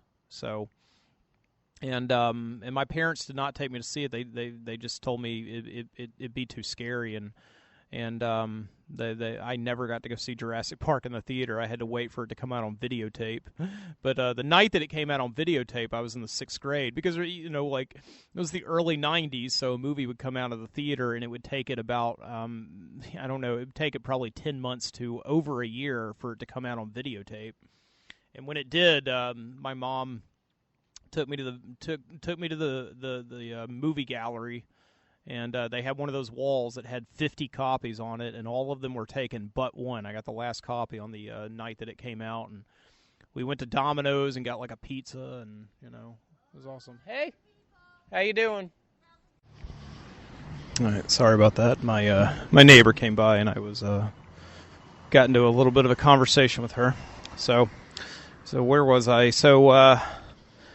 Yeah, that night that I finally got to see Jurassic Park on VHS, I just got the last copy at the video store, and we got a pizza, and went home, and I was so taken aback by it. Of course, my parents didn't want to watch it with me, and I realized very shortly after that my parents they weren't really afraid of me seeing the movie and getting scared by it. They just didn't want to see it.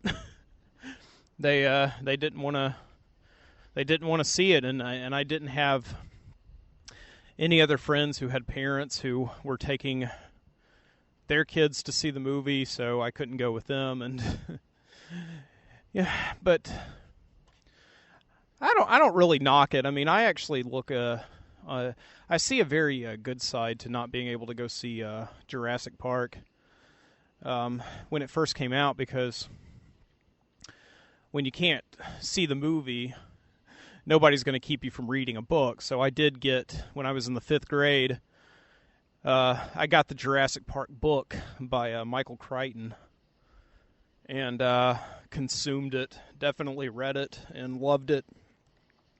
Wasn't able to understand all of it, not all the science and stuff, but when I got to the parts where people were getting eaten, and all the graphic detail of like scientists who were trapped on the island because they didn't get the boat, had their intestines ripped out by the velociraptors. That was a lot more frightening than anything I could have seen in the movie. So, but I loved it. Jurassic Park to this day remains one of my favorite books ever. I think just because of the historical context of seeing it, and got me into a lot of really cool books when I was in middle school. I was definitely an accelerated, precocious reader. And it was all because of just reading Jurassic Park when I couldn't go see the movie. Got into a lot of books that other people my age, I just didn't see them reading.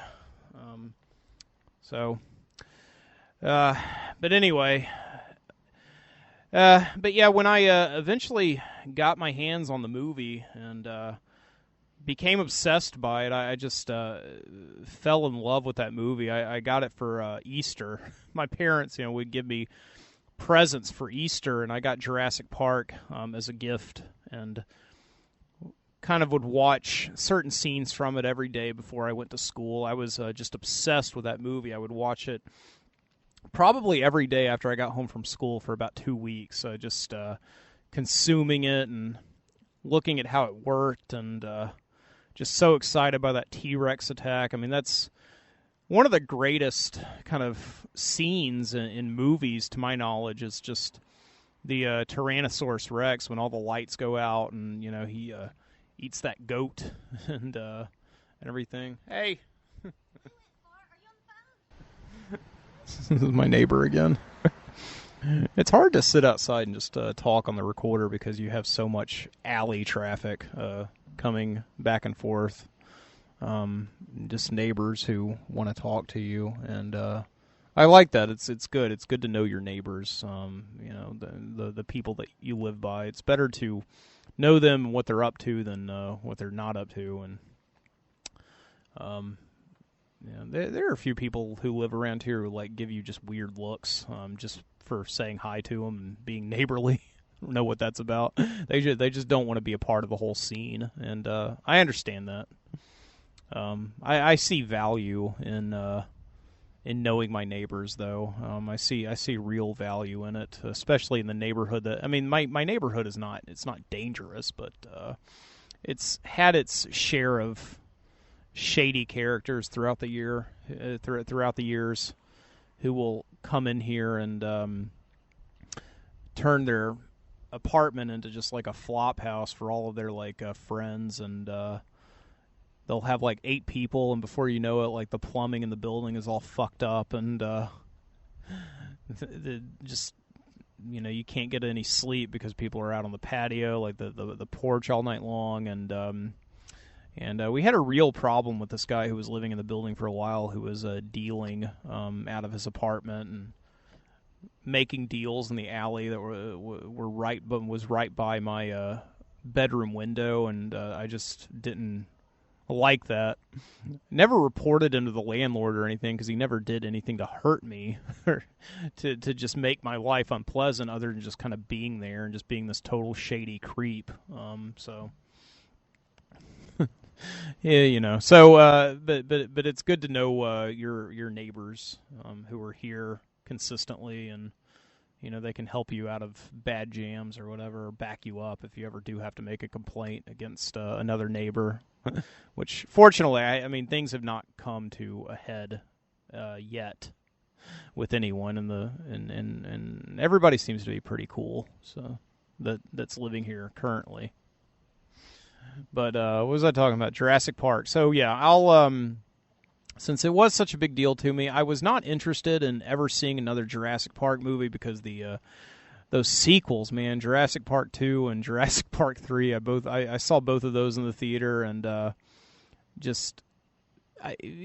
sequel, the second one was not that bad, but I had read The Lost World, which it was based on.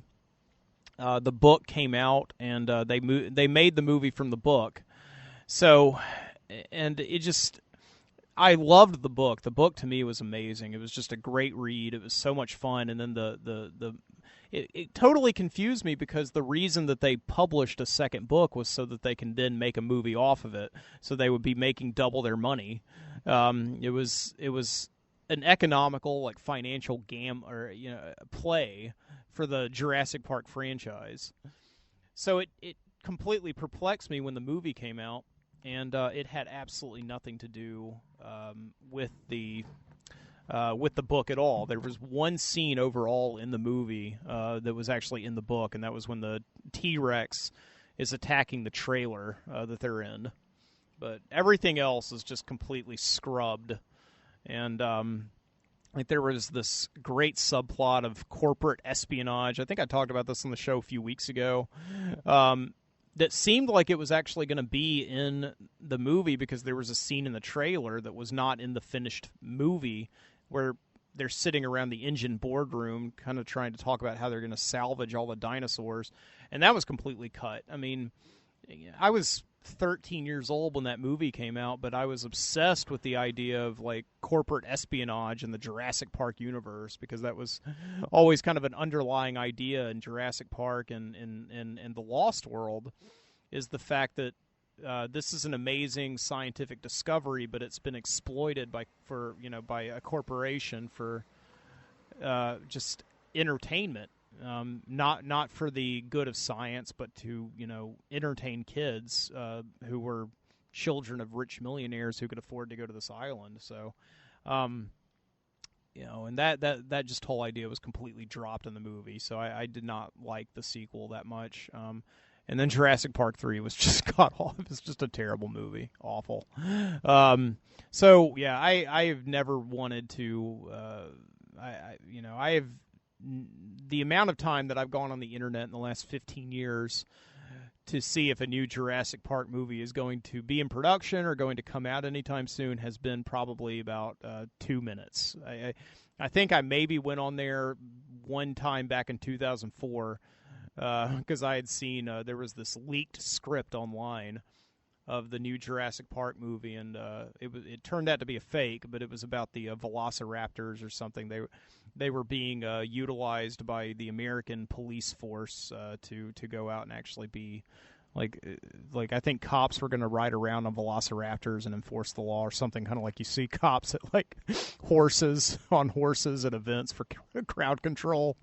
So yeah, it was somebody had gone on and written the script, and in 2004 were able to get away with making everybody believe that it was an actual script that was going to go into production for Jurassic Park 4. So, but I don't know.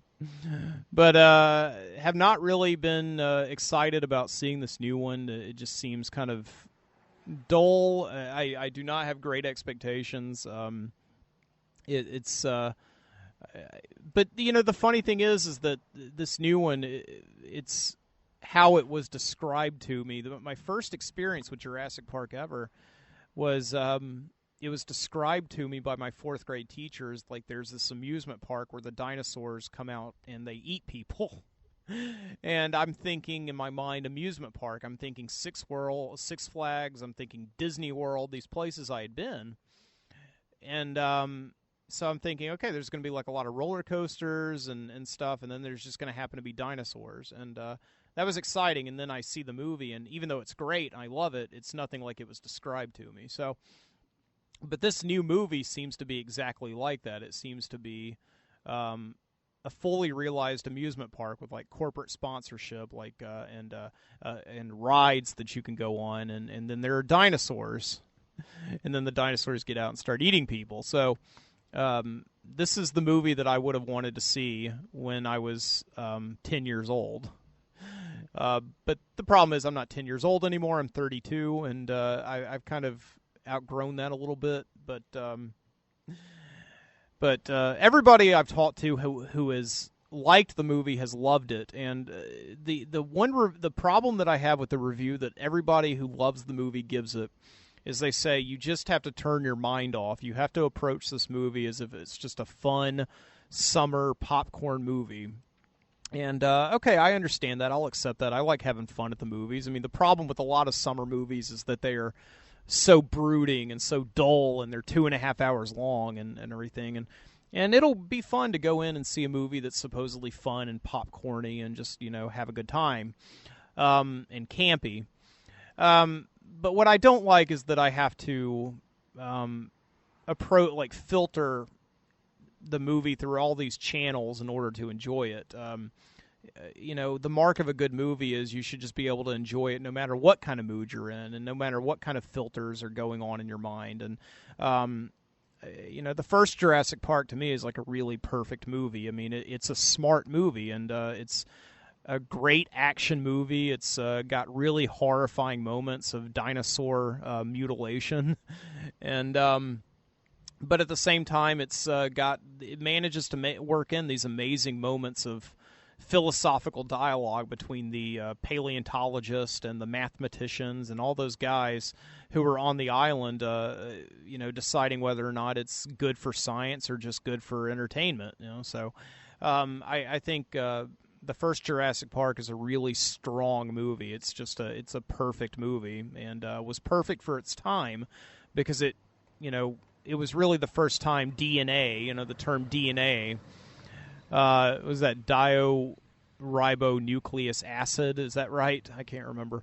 But had been incorporated into the mainstream lexicon. And as soon as Jurassic Park came out, it seems like not only every science fiction novel was talking about DNA, but DNA was being talked about as just the important building block genetic code of life that scientists were looking at.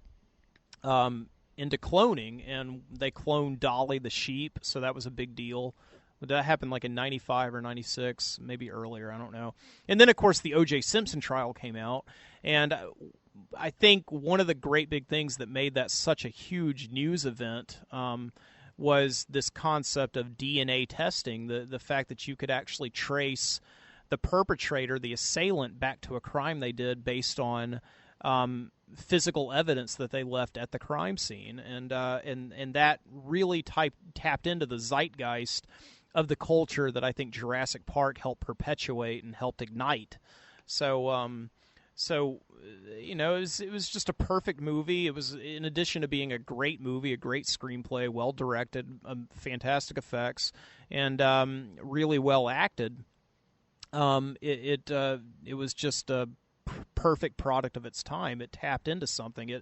It almost like predated by about 2 seconds everything that was about to explode in the 90s, for all the way through like 97, 98. So everything. But I don't know. So, but yeah, Jurassic World. I don't know. It just seems kind of like an irrelevant movie. It's just there to kind of make money, and people can go and enjoy it and have a good laugh. It will never, ever have any kind of lasting impact. I mean, I'm pretty sure, as the first one. And most movies don't anymore. I mean, television obviously is where it's at. Most movies do not have the kind of, I don't know, political muscle and culture anymore to really make a substantial impact. They just kind of come and go, a lot of them, and then they're on Blu-ray and Redbox, and we just rent them and forget about them. That's just kind of the way it is now. But then again, I think it will be really amazing, the fact that we've lowered our standards with movies. If a movie does come along and actually makes that kind of impact and shows us that they can be saved, and I don't know, but I do not hold up much hope for Jurassic World. I'm sure I will go and see it. I'll either love it or I'll hate it, and I'll tell you about it. When it's over and I'm back in the studio recording a show. Okay. Yeah, and let's go back into the studio now.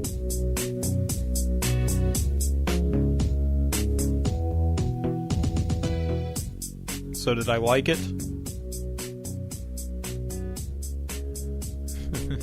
I can't really remember. Honestly, it was a week ago. So many things have happened in the last week. Like just with my entertainment consumption. I got an Apple TV. I got HBO Now. So I watched all of The Comeback. I watched most of Season 2 of Silicon Valley. True Detective. No, I haven't watched True Detective yet. I'm just telling that because I know Josh will be listening to the show tomorrow on his drive back from Chattanooga. And I'm supposed to watch True Detective with him and his wife. And so, no, I have not watched True Detective yet. Or have I?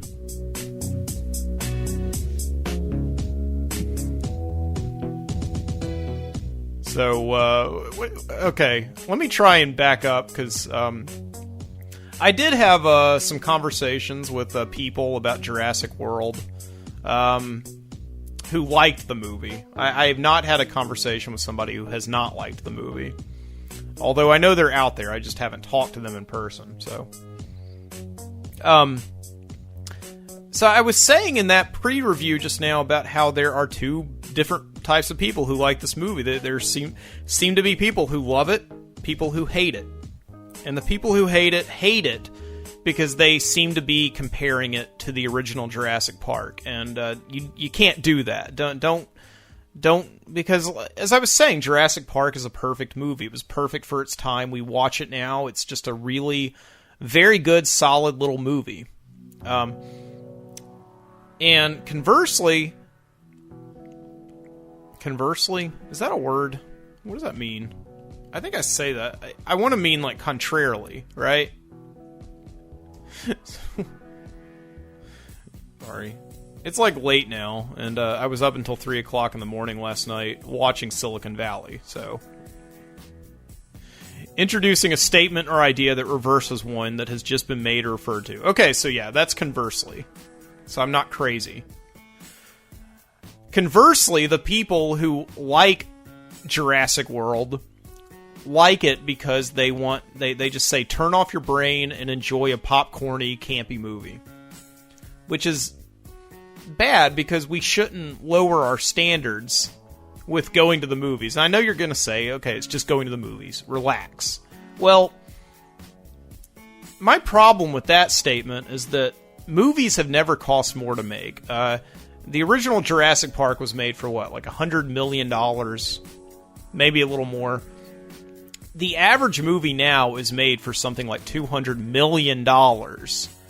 And most of them are made in petri dishes, with like computers. And, very little practical effects, like this one. They had some practical effects, like the close-ups of the dinosaurs, just like in the first Jurassic Park, I think they were practical. Like the velociraptors and stuff. When they're like in the muzzles. I think those were practical effects. But if not, I mean, they did a good job with CG, so anyway. And also...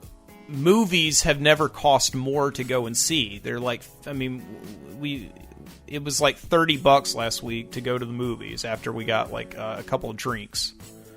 So it's just, why should we have to lower our standards? Like, go in and see a movie and just kind of enjoy the fact that it's a stupid, dumb movie. Like, I want to go see a good movie. If I'm gonna like, I feel entitled to it. I'm sorry. If I'm going to go to the movies and give the company all this money for it, I want to see that they put a little bit of effort into it. So I'm sorry. When I go see a movie, I want to see a good one. And like that Love and Mercy, I gave the studio 2 times the money. I saw that movie twice because it was a good movie. They put effort into it. It wasn't just off the assembly line. So. Yeah, when I go see a movie, I don't want to go see it, just turn my brain off and enjoy it, I can do that at home. So. But my feelings about this movie, whoa, geez. How did I spike just now like that? Man. No, I turned the gain, I'm sorry. My finger hit the gain. Apologize. But my feelings about this movie, I was really right in the center. I didn't love it. I didn't hate it. I just kind of enjoyed it. Now, there were moments where I really hated it.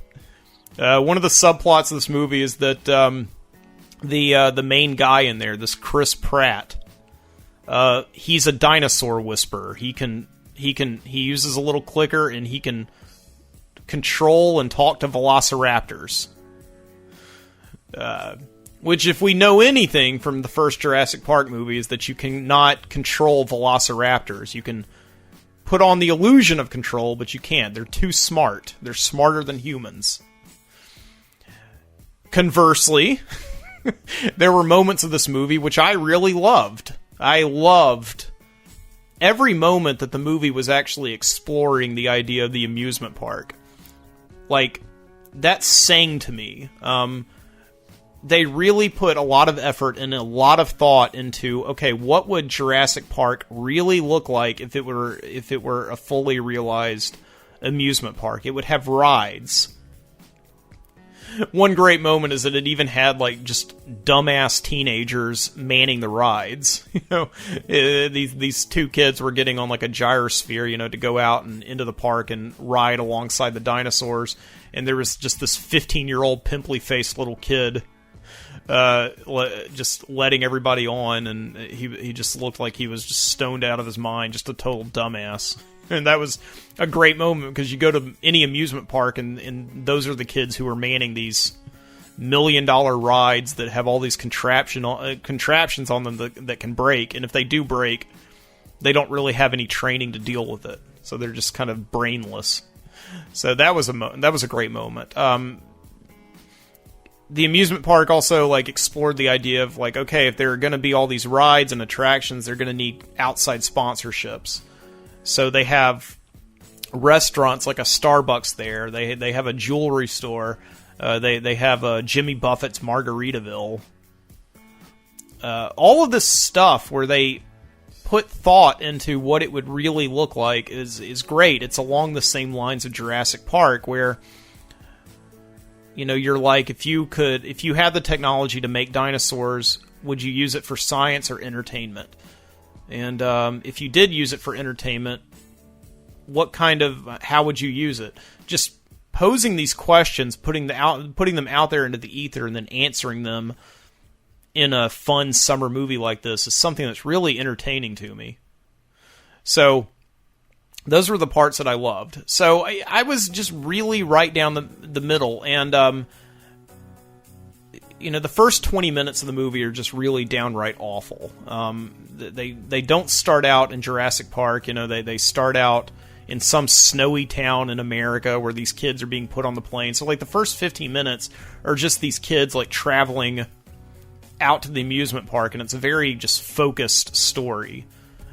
Which is fine, but it's not compelling. It's not interesting to see these kids, you know, pack their bags, get in a car, go to the airport, get on a plane, then get on a boat and ride out to the park. That's not interesting. And but after that, the movie does pick up. Now, I will say that the scene where the guy is training the velociraptors is awful. I actually really did, and this never happens to me in movies. I almost got up and walked away because it was just depressing me at just how little thought and just how stupid it looked. And I think a lot of people know this, and you see it. Like, I was watching some shows earlier this week, and they were all making fun of training the velociraptors, like holding, you know, your hand up and kind of, you know, snapping at the raptors and making them do what you want. It was just awful. It was just the dumbest scene. But then after that, the movie gets going because it explores the park. You meet all these characters. Like, you meet the, I guess, the director of operations of the park, played by Ron Howard's daughter. And, you know, she's walking around and she's meeting these, like, corporate sponsors who are going to sponsor this new, you know, dinosaur exhibit. The, Indominus Rex or whatever. You know, the main idea of the movie is interesting, and it serves as kind of a meta commentary on a lot of summer blockbusters. The idea that you have one movie and like, you have one dinosaur exhibit, like the Tyrannosaurus Rex or the Velociraptors, but then you have to kind of keep building on it. You have to add more teeth, You have to add more claws. You have to make the thing go faster. And what they do in the movie is they create, from all these other different dinosaurs, a new dinosaur. The Indominus Rex, which is the biggest and the baddest of all, and it's, got a little T-Rex DNA in there, and it's got, a surprise, I won't spoil it for you, about what's really in there. Although I think you can use half your brain and come up with it. What dinosaur's DNA is really mixed in there with it, so. And, but, it's interesting because that's the same thing with movies, because you have the first Jurassic Park and it's not enough. You have to keep on adding more dinosaurs with each new movie.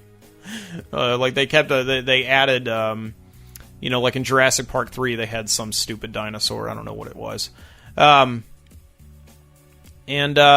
with each movie, you have to see more kills. You have to see more intensity and all that. And that was ultimately the failure of the movie. So I was really interested until about an hour and a half in, when it just became too intense. And I'm about to do what the people who hated the movie did, which is wrong, which is compare the movie to the first Jurassic Park. But I'm going to do it anyway. Okay, so the first Jurassic Park, there are only about 4 or 5 people who die in that movie, who get brutally killed and eaten and mutilated by these dinosaurs. In this movie, there's hundreds. There's a new person dying about once every 5 minutes, from pretty much the 30-minute mark on. And after a while, it just gets so brutal and so intense. And in the first movie, it's so concentrated. Every person who dies in that movie dies for a reason, to serve the plot or to serve the terror or intensity. And you just hear the torsos breaking, you hear the bones crunching, and it just plays on you. But in this one, after a while, it just becomes white noise.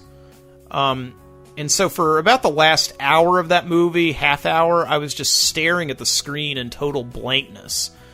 There was one scene in particular where I was like, this is too much. I can't even imagine being a kid and watching this. It would be too terrifying. Where this just innocent woman, there's a scene where just all these innocent people are just picked off and eaten by the dinosaurs one by one. This poor woman is just picked up and she's thrown between the mouths of a couple of dinosaurs, and then she's finally thrown into this big lake to be eaten by this huge, fish dinosaur that just comes out of the lake and just eats her brutally. And it was just too much. I couldn't take it. It turned me into a total zombie watching that movie for the last hour. And it just, that's not interesting to me. If you're going to have this big $220 million summer action movie called Jurassic Park, concentrate it a little bit more. Play up. You can still have people getting eaten by dinosaurs, that's okay, but just play up each kill for maximum effect. After a while, they were just substituting the fact that they had no story at all, with just a bunch of people getting eaten. So it just it wasn't interesting to me at all. I'm really surprised that movie got a PG rating. How could it get a I seriously, if that movie had come out 20 years ago, I mean, it would have gotten much harder than that. But I suppose since, I don't know, you're not showing any sex or anything, so.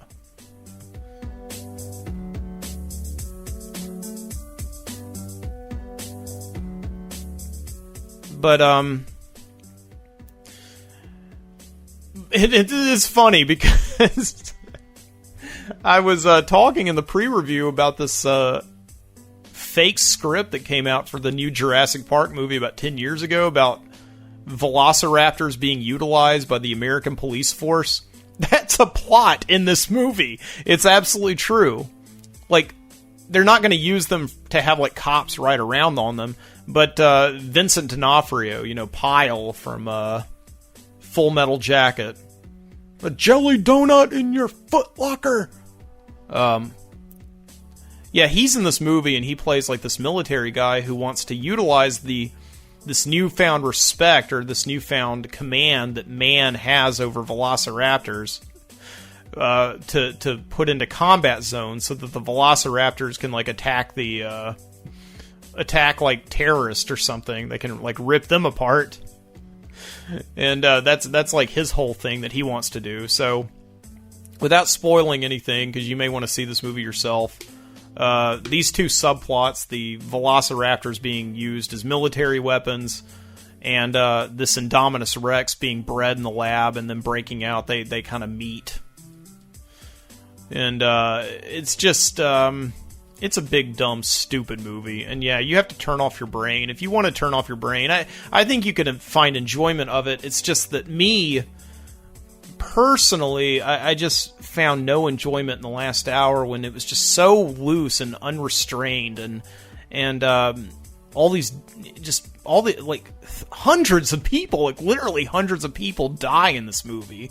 Like, a new person dies every 5 minutes, and sometimes more than one person, and it just becomes just torturous. It becomes, like, really difficult to watch it, you know.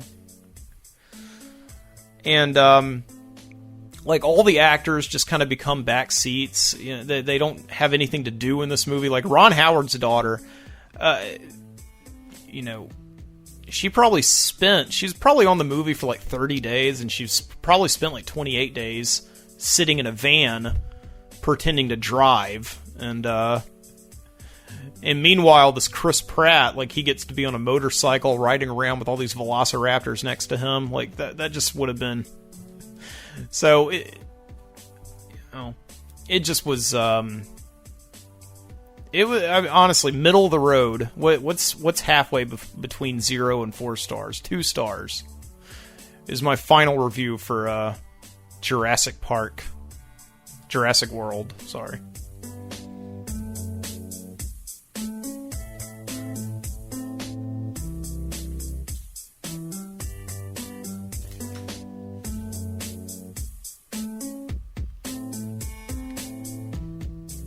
I think all these fireworks have officially stopped. I haven't heard one in about 20 minutes. The last one I heard was a few minutes after midnight. I'm pretty sure that they put the kibosh on those fireworks after midnight. People need to get some sleep. They got to go to church tomorrow. I don't know.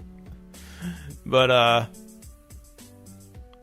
the latest rhetoric, there's like the last few years has been going around that fireworks actually trigger like PTSD, post-traumatic stress disorder, in combat veterans. Like they I don't know, it like summons up images of or sensory memories of just bombs exploding and all that. And I don't know if that's true or not. I mean, I guess it makes sense. I used to hear of a lot. I never witnessed it myself, but there was this coach that we had in high school who was in Vietnam, and he constantly was having flashbacks of, like, he would be in the gym and people would be, like, you know, tossing basketballs around, and a few would fall on the floor at the same time, and he would, like, hit the deck and, like, take cover. You know, I heard that. I don't know. I mean, my dad fought in Vietnam. He never had any flashbacks, but I mean, I'm sure it doesn't happen to everyone who's in combat zones, so. But, yeah, I hope that didn't happen to anyone tonight. But I could see it because I was on the way over here tonight, and there were just people setting off fireworks. I couldn't see any of them. I could just hear the sounds, and they were like, they seemed to be following me, like, you know? So, if you were just dropped into this world and you didn't have any context for that, that would be kind of scary. And if you had all these memories in your head of just being in war zones and just having bombs go off everywhere and having, like, friends that you know die around you and, like, appendages flying everywhere, like, that would be, yeah, that would make me on edge, I guess. I don't know. So, on that note,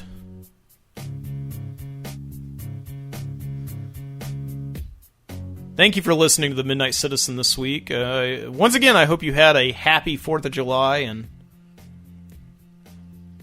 you got plenty of leftovers, so I think you still have, like, a couple of more days. Like, you know, fireworks are illegal any other day but, like, New Year's and July 4th in most American cities and states. But I think you have, like, a couple days before and a couple days after the 4th to set them off. So be safe and don't blow your thumb off like my dad once did. Until next time, keep your eyes open.